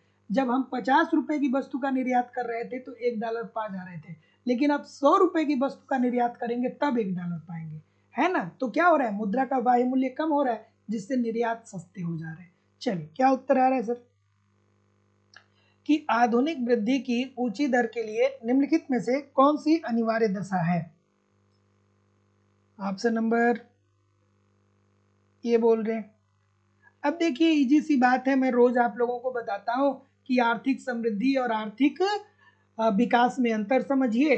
आर्थिक समृद्धि जो है वो विकसित देशों में देखने को मिलता है, और विकसित देश आर्थिक समृद्धि कर रही है कि नहीं कर रही है, इसका सबसे बड़ा जो मेजरमेंट होता है उस देश की तकनीकी प्रगति होती है। जैसे अमेरिका हो गया, जैसे रूस हो गया, तो हम इनकी टेक्नोलॉजी को देखते हैं ना, हम ये थोड़ी देखते हैं कि इनके इन देशों में सड़क का विकास कितना हुआ, स्वास्थ्य कितना अच्छा है। ये तो ऑलरेडी सुदृढ़ हो चुका है। जो विकसित देश हैं, जहाँ पे देखिए, विकसित देशों में आर्थिक समृद्धि देखने को मिलती है और विकासशील देशों में आर्थिक विकास देखने को मिलता है। तो आर्थिक विकास विकासशील देशों में देखने को मिलता है, और आर्थिक विकास से मतलब ये होता है कि जब आपकी देश की राष्ट्रीय आय, प्रति व्यक्ति आय, देश की आधारभूत संरचना जैसे शिक्षा, स्वास्थ्य, परिवहन, बिजली, सब कुछ बेहतर हो, मानव कल्याण में बेहतरी आए, तब वो कहेंगे कि देश आर्थिक विकास कर रहा है। लेकिन आर्थिक समृद्धि में शिक्षा, स्वास्थ्य, परिवहन अर्थात आधारभूत संरचना का सुदृढ़ होना कोई औचित्य नहीं होता है, क्योंकि ये जो विकसित राष्ट्र होते हैं ना, ये ऑलरेडी अपनी आधारभूत संरचना को बेहतर कर चुके होते हैं। तो इनका सबसे बड़ा मेजरमेंट ये देखना है कि टेक्नोलॉजी में वो कितना विकास कर रहे हैं। तो जितने लोग भी ए बोल रहे हैं, ठीक बोल रहे हैं। अगला, सरल शब्दों में आर्थिक विकास की परिभाषा। अब फिर वही मैं बता रहा था कि आर्थिक विकास विकासशील देशों में देखने को मिलता है, विकासशील देश में देखने को मिलता है, और आर्थिक विकास विकासशील देश में होगा। और कब हम कहेंगे कि कोई देश आर्थिक विकास कर रहा है? तो उस देश की राष्ट्रीय आय में सतत रूप से वृद्धि हो, राष्ट्रीय आय, उस देश की प्रति व्यक्ति आय में वृद्धि हो, उस देश की प्रति व्यक्ति आय में वृद्धि हो, उस देश की आधारभूत संरचना बेहतर हो, अर्थात शिक्षा बेहतर हो, उस देश का स्वास्थ्य बेहतर हो, उस देश का परिवहन बेहतर हो, उस देश की बिजली बेहतर हो, परिवहन बेहतर हो, बिजली बेहतर हो। ठीक है, उसके बाद जो सबसे ज्यादा जरूरी होता है वो क्या होता है? वो होता है मानव कल्याण में वृद्धि। मानव कल्याण, लोगों की लाइफ स्टाइल जो है वो बेहतर हो, मानव कल्याण में वृद्धि। तो जितने लोग भी ए बोल रहे हैं कि ए बोल रहे हैं, सभी बोल रहे हैं, तो जितने लोग भी ए बोल रहे हैं ठीक बोल रहे हैं कि सरल शब्दों में आर्थिक विकास की सही परिभाषा ये है कि दीर्घकाल तक वास्तविक राष्ट्रीय आय की दर में क्या हो जाए? वृद्धि हो जाए। तो जितने लोग भी ए बोल रहे हैं ठीक बोल रहे हैं। अगला, नाबार्ड की स्थापना कब हुई? बच्चों वाला प्रश्न है, नाबार्ड की स्थापना कब? अब देखिए, अभी मैं कम्युनिटी बॉक्स में, कुछ लोग बताइएगा कमेंट करके मुझे, कम्युनिटी बॉक्स में मैंने एक प्रश्न डाला था कि कृषि क्षेत्र में ऋण प्रोवाइड करने वाली दीर्घकालीन संस्था कौन सी है?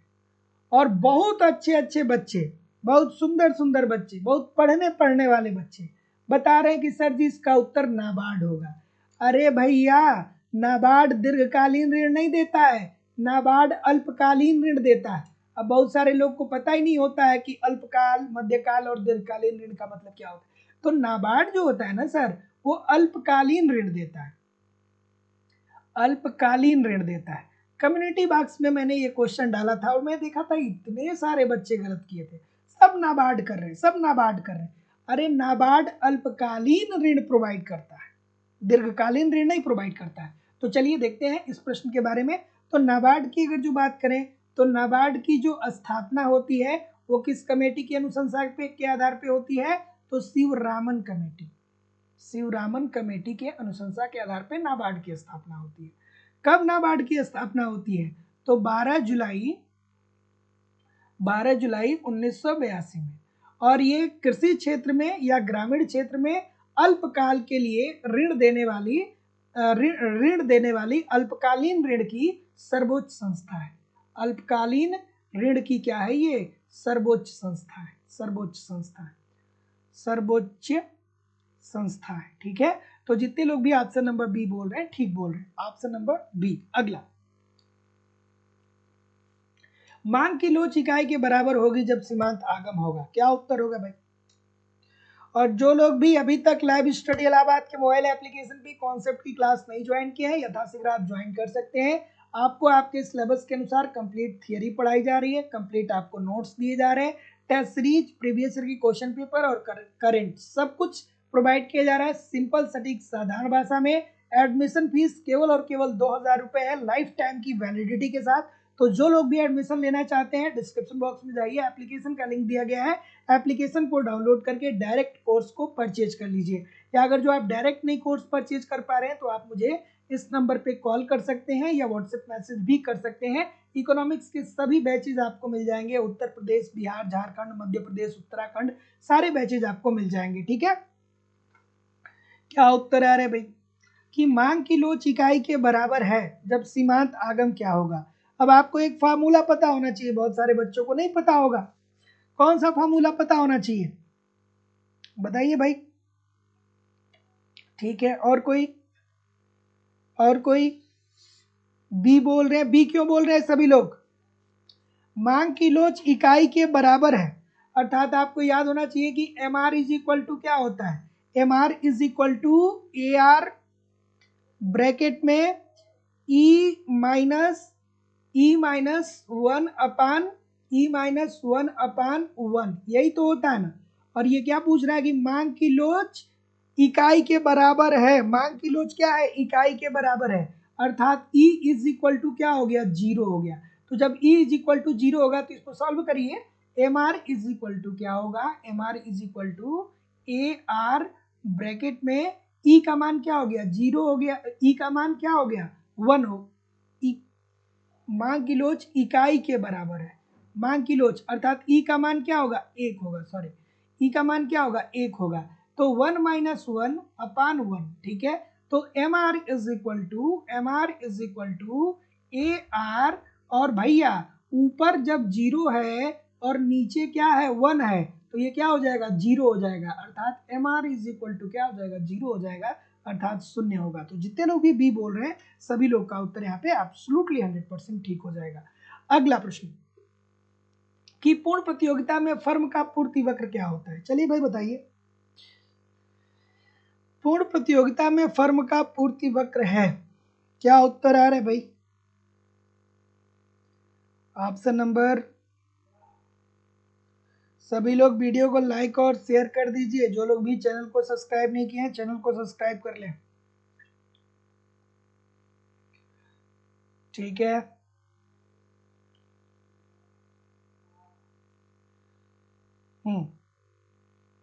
पूर्ण प्रतियोगिता में फर्म का पूर्ति वक्र है, क्या होता है भाई? तो जैसा कि मैं देख रहा हूं सी बोल रहे हैं, और कोई?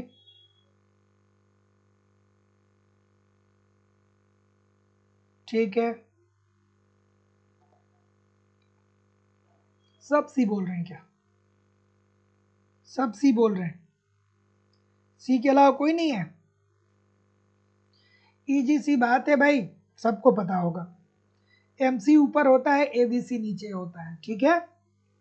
अब अगर जो पढ़े होंगे कॉन्सेप्ट तो जानते होंगे, नहीं पढ़े होंगे तो पढ़ लीजिएगा भैया। ये क्या होता है? एबीसी होता है, और ये ऊपर क्या होता है? एमसी होता है, एमसी होता है, अर्थात सीमांत लागत वक्र जो एबीसी से ऊपर होता है। तो जितने लोग भी सी बोल रहे हैं ठीक बोल रहे हैं। अब ऐसे प्रश्नों के लिए आपको कॉन्सेप्ट पढ़ना पड़ेगा।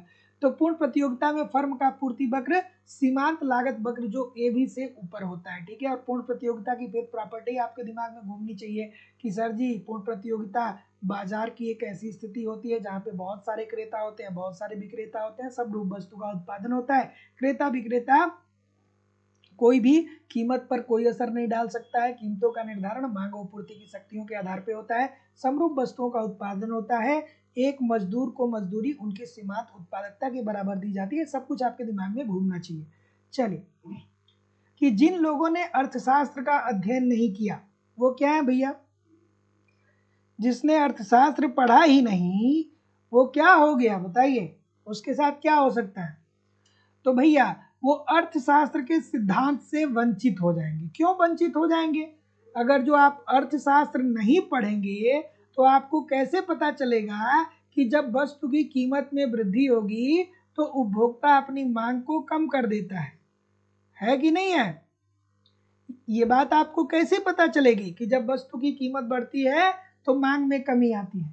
या आपको ये बात कैसे पता चलेगी कि एक उपभोक्ता के पास जो आय होती है उस आय से वो सीमित वस्तुओं को ही परचेज कर पाता है, और लेकिन मार्केट में असीमित वस्तुएं होती हैं। तो उपभोक्ता हमेशा क्या होता है? विवेकपूर्ण होता है।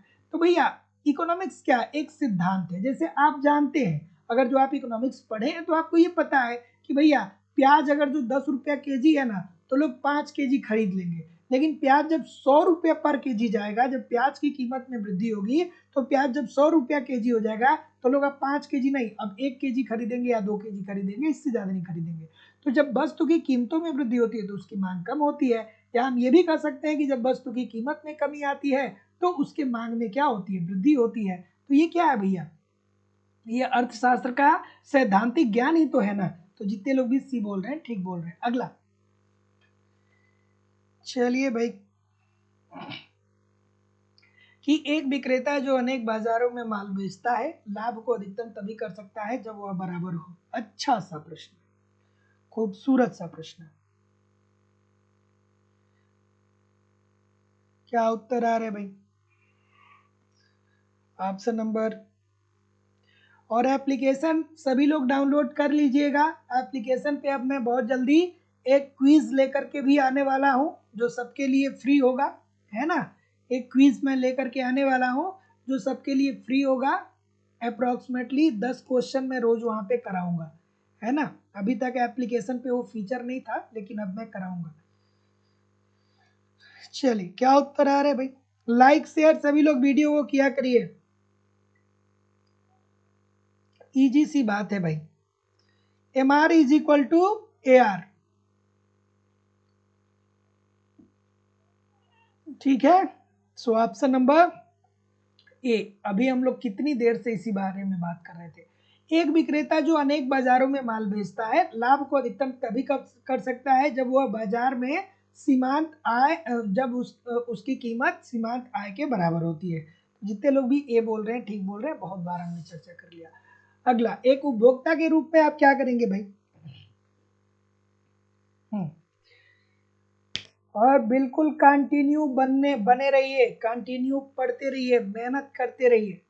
बिना मेहनत के जिंदगी में कुछ नहीं मिलेगा, और जो मेहनत किया है उसका हाथ कभी खाली भी नहीं होगा। सबकी जिंदगी में समस्याएं हैं, सबके अपने अपने दिक्कतें हैं, सबकी अपनी अपनी एक्सक्यूज है। सभी लोग सोचते हैं भाई हमारी जिंदगी में ये समस्या है, हमारी जिंदगी में वो समस्या, सबकी जिंदगी में है यार। ऐसा नहीं है कि जिस कंडीशन में आप हो केवल आप ही हो, बहुत सारे लोग हैं जिनकी अलग अलग प्रकार की समस्या है। तो ये नहीं सोचना चाहिए यार हमको ये दिक्कत है हम कैसे पढ़ पाएंगे।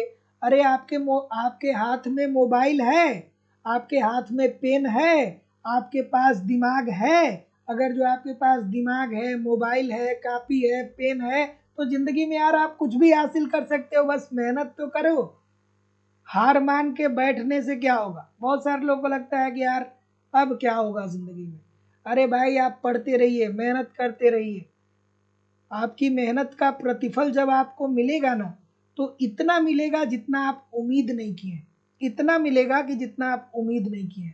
बस मेहनत करते रहिए, मेहनत करते रहिए, जिंदगी में सफलता जरूर मिलेगी। क्या उत्तर आ रहा है सर, बताइए।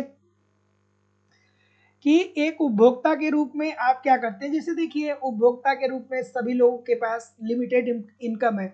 कोई 5,000 कमाता है, कोई 10,000, कोई 20,000, कोई 50,000, कोई 1 लाख कमाता है ना, ऐसे। लेकिन मार्केट में तो असीमित वस्तुएं हैं।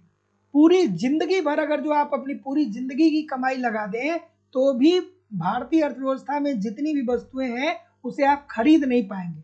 मतलब मार्केट में असीमित वस्तुएं हैं, तो आप ऐसी स्थिति में उन्हीं वस्तुओं को खरीदेंगे जिससे आपकी उपयोगिता अधिकतम हो। तो जितने लोग भी ऑप्शन नंबर डी बोल रहे हैं, सभी लोग का उत्तर ठीक है कि एक उपभोक्ता के रूप में आप अपने उपयोगिता को अधिकतम करते हैं। जैसे आपके पास 10,000 रुपये महीने का आता है, तो आप रोटी कपड़ा और रहने की जगह पे पैसा खर्च करेंगे ना। ऐसा थोड़ी है कि 10,000 रुपये लेकर के आप रेस्टोरेंट एक शाम को चले जाएंगे, ऐसा नहीं करेंगे।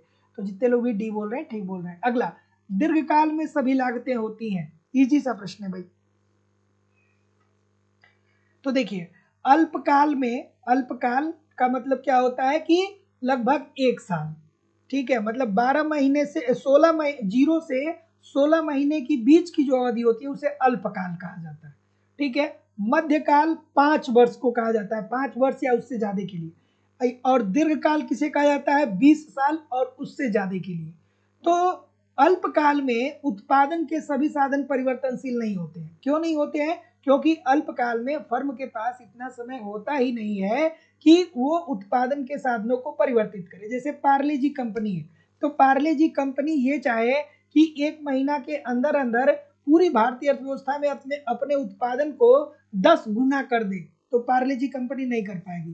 क्योंकि भैया उसके लिए उसे उत्पादन के साधन परिवर्तित करने पड़ेंगे, उसे भूमि को बढ़ाना पड़ेगा, उसे श्रमिक को बढ़ाना पड़ेगा, उसे टेक्नोलॉजी को बढ़ाना पड़ेगा। तो अल्पकाल में उत्पादन के सभी साधन परिवर्तनशील नहीं होते, लेकिन दीर्घकाल में 20 साल या उससे ज्यादा के लिए किसी कंपनी को या फर्म को समय मिल जाता है, तो वो धीरे धीरे करके अपने उत्पादनों को परिवर्तित करके अपने उत्पादन के साधनों को परिवर्तित करके अपने उत्पादन को बदल सकता है। तो जितने लोग भी क्या बोल रहे हैं? ए बोल रहे हैं, परिवर्तनशील होता है। सभी लोग का उत्तर ठीक है।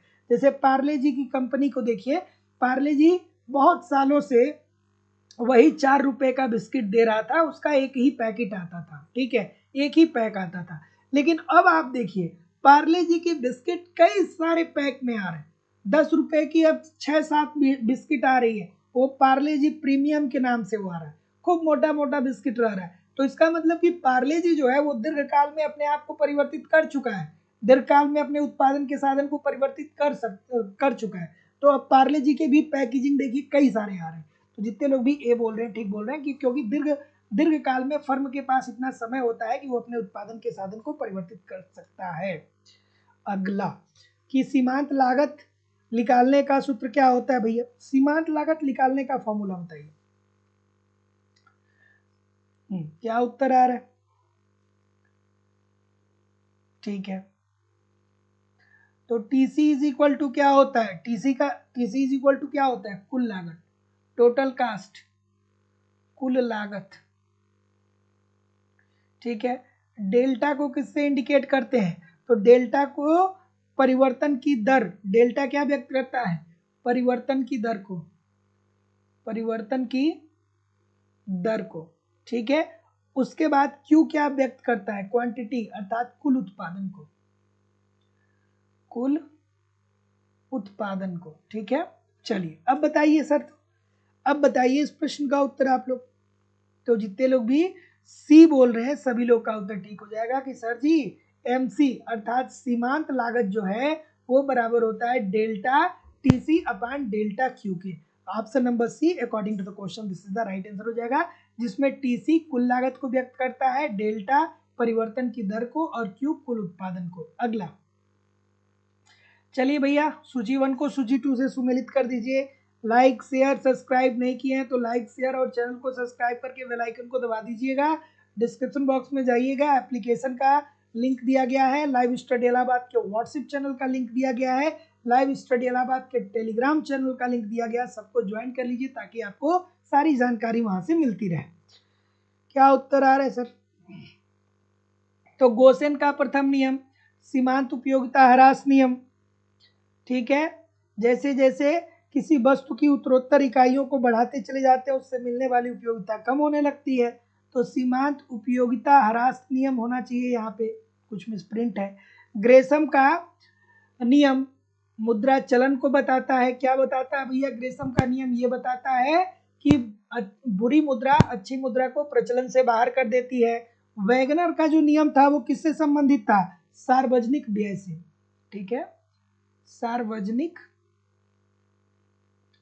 व्यय से। एरर है इस प्रश्न में, ठीक है। तो वैगनर का नियम सार्वजनिक व्यय से होना चाहिए। वैगनर ने क्या कहा था कि जब अर्थव्यवस्था में आर्थिक क्रियाकलाप बढ़ता है तो जब अर्थव्यवस्था में आर्थिक क्रियाकलाप बढ़ता है तो ऐसी स्थिति में मांग व पूर्ति क्रियाशील हो जाता है, और मांग व पूर्ति क्रियाशील होता है तो उत्पादकता का स्तर बढ़ता है, और उत्पादकता का स्तर बढ़ता है तो देश विकास के पथ पे अग्रसर हो जाता है, ठीक है। उसके बाद अगर जो बात करें, मिस प्रिंट दिया है क्या इसमें? मांग और पूर्ति, मांग और पूर्ति की अगर जो बात करें तो यहाँ पे क्या होना चाहिए? यहाँ पे ये गलत है। मांग व पूर्ति का नियम किसने दिया था? जेबी सेन ने। सेन ने क्या बोला था? जेबी सेन ने, ठीक है, जेबी सेन ने। जेबी सेन ने क्या कहा था कि पूर्ति अपनी मांग का सृजन स्वयं करती है, ठीक है। तो ये थोड़ा सा एरर है क्वेश्चन में, लेकिन ध्यान से समझ लीजिएगा, ठीक है। एरर क्या है?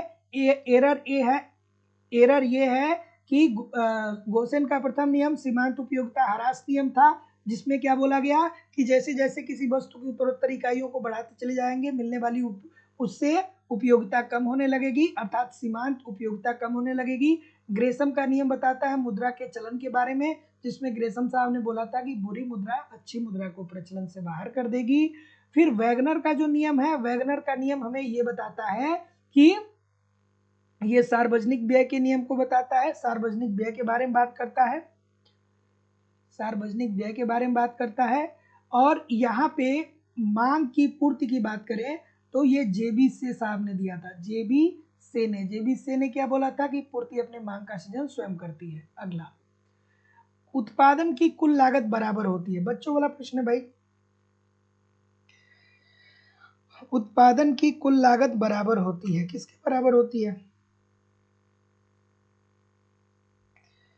अब देखिए इजी सी बात है, अगर जो कोई फर्म आप संचालित कर रहे हैं या कोई कंपनी आप स्थापित कर रहे हैं तो उसमें उत्पादन आप जब, अगर जो मान लीजिए कि ये पेन है, इस पेन का आपको उत्पादन करना है, इस पेन का आपको उत्पादन करना है, तो उत्पादन करने के लिए भैया आपको खर्च भी तो करना पड़ेगा ना। तो दो प्रकार के खर्च होते हैं। अगर जो किसी वस्तु का आप उत्पादन करने जा रहे हैं तो जो आपकी उत्पादन लागत होती है, उत्पादन की कुल लागत होती है, वो बराबर होती है स्थिर लागत और प्लस परिवर्तनशील लागत, परिवर्तनशील लागत। स्थिर लागतें वे लागतें होती हैं जिसका उत्पादन में वृद्धि या कमी से कोई संबंध नहीं होता है। जैसे कि भूमि हो गया, आप उत्पादन करने जा रहे हैं तो आपको भूमि खरीदना पड़ेगा या रेंट पे लेना पड़ेगा, लेकिन केवल भूमि खरीद लेने या रेंट पे ले लेने से आप उत्पादन को नहीं बढ़ा पाएंगे। जैसे कि आप मजदूर को हायर कर लेंगे, ठीक है, तो मजदूर हो गया, तो भैया मजदूर आ जाएगा तो बस मजदूर आने भर से आप लाभ नहीं कमा पाएंगे, उत्पादन नहीं कर पाएंगे, ठीक है, लेकिन आपको हर महीने मजदूर को मजदूरी देनी पड़ेगी। जैसे आपकी, और मान लीजिए कि तकनीकी हो गई, तो अब तकनीकी आ गई तो भी अभी ऐसा नहीं है कि आप उत्पादन कर ही लेंगे, और बाकी के जो भी खर्च आते हैं वो परिवर्तनशील लागत के अंतर्गत आते हैं। तो जितने लोग भी स्थिर लागत प्लस परिवर्तनशील लागत बोल रहे हैं, ठीक बोल रहे हैं। अगला, कि एक सीधी रेखा वाले मांग वक्र के मध्य मांग की लोच क्या होती है? यार बहुत इजी सा प्रश्न है, लेकिन बहुत सारे बच्चे इसको गलत कर देते हैं क्योंकि कॉन्सेप्ट नहीं पढ़ते हैं। कॉन्सेप्ट नहीं पढ़ेंगे तो फिर गलतियां होंगी, है ना। क्या उत्तर आ रहा है सर? सीधी मांग सीधी रेखा वाले मांग वक्र के मध्य मांग की लोच होती है। तो यहाँ पे क्या होता है भैया, सबसे पहले ऊपर ये क्या होता है, E is equal to infinite होता है। ऊपर वाले पे मांग की लोच क्या होती है, अनंत होती है, अर्थात सबसे ऊपर इनफाइनाइट होती है। उसके नीचे क्या होती है, E जो होता है वो ग्रेटर देन 1 के होता है। उसके बाद जो मध्य बिंदु होता है, इसी को मध्य बिंदु बोलते हैं। ये जो मध्य बिंदु होता है अर्थात E जो होता है, मांग की लोच जो होती है वो किसके बराबर होती है, किसके बराबर होती है, 1 के बराबर होती है, 1 के बराबर होती है। फिर यहाँ पे जो बिंदु होता है वो क्या होता है, ये 1 से छोटा होता है। और ये जो सबसे नीचे होता है वो E इज इक्वल टू क्या होता है, 0 होता है। तो ये क्या पूछ रहा है कि एक सीधी रेखा वाले मांग वक्र के मध्य मांग की बात कर रहा है। तो मध्य मांग की बात कर रहा है। तो देखिए भैया, 2 ऊपर से छोड़ दीजिए, 2 नीचे से छोड़ दीजिए, तो मध्य तो यही है, E इज इक्वल टू 1। तो जितने लोग भी सी बोल रहे हैं ठीक बोल रहे हैं। अगला चलिए, ये कितना खूबसूरत सा प्रश्न है, देखिए कितना मजा आएगा इस प्रश्न में। थोड़ा ठंडे दिमाग से करिए इस प्रश्न को, तो आराम से, चलिए आराम से इस प्रश्न को करिए कि निम्न सूचक उपलब्ध है। यहाँ पे वस्तुएं दी गई हैं, मात्रा दिया गया है, कीमत दिया गया है, सीमांत उपयोगिता दिया गया है। ठीक है, वस्तु, मात्रा, कीमत, सीमांत उपयोगिता। चलिए सर बताइए। ठीक है, अब आपको पता होना चाहिए कि अधिकतम उपयोगिता की शर्त क्या होती है। अधिकतम उपयोगिता की शर्त क्या होती है, कोई कमेंट करके बताएगा मुझे। इतने सारे इकोनॉमिक्स के धुरंधर धुरंधर छात्र पढ़ रहे हैं, बताओ भाई सभी लोग बताइए कि अधिकतम उपयोगिता ज्ञात करने का फॉर्मूला क्या होता है, सभी लोग बताइए। तो देखिए, अधिकतम उपयोगिता, अधिकतम उपयोगिता, अधिकतम उपयोगिता को ज्ञात करने का सूत्र क्या होता है भैया, क्या होता है, तो MUY या संतुलन की बिंदु को की बात करें तो अधिकतम उपयोगिता प्राप्त होगी, वही तो संतुलन पे होगा, तो समझा करिए ये बात। ठीक है, अधिकतम उपयोगिता मिलेगी तो ऑटोमेटिक संतुलन पे आ जाएगा। तो संतुलन की अवस्था या अधिकतम उपयोगिता की अवस्था क्या होता है, MUY upon PY is equal to MUX upon PX। ठीक है, अब यहाँ पे आपको थोड़ा सा ध्यान देना है। यहाँ पे वस्तु दिया गया है, वस्तु की मात्रा दी गई है, कीमत दिया गया है और सीमांत उपयोगिता दिया गया है। तो MUY क्या बताता है, Y की सीमांत उपयोगिता को बताता है। MUY इसमें रखिए, तो ये Y की सीमांत उपयोगिता को बताता है। तो Y की सीमांत उपयोगिता कितना दिया गया है, यहाँ पे Y की सीमांत उपयोगिता 6 दिया गया है। तो अब इसमें पुटअप कर लीजिए, Y की सीमांत उपयोगिता कितना दिया गया है, 6 दिया गया है। अब आते हैं PY की बात हो रही है, तो PY का मान कितना दिया गया है, 18 दिया गया, अर्थात कीमत कितना दिया गया है, Y की कीमत कितनी दी गई है, 18 दी गई है।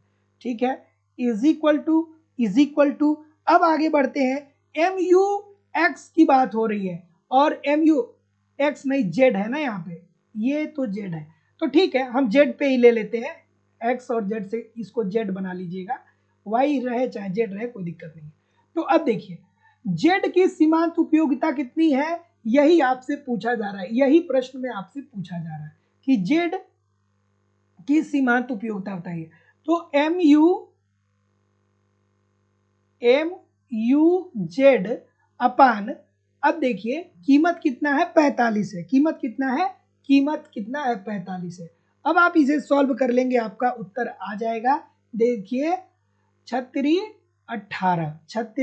18 आ 15 तिया 45, अर्थात MUZ इज इक्वल टू कितना आ जाएगा, 45 आ जाएगा, यही आपका उत्तर होगा।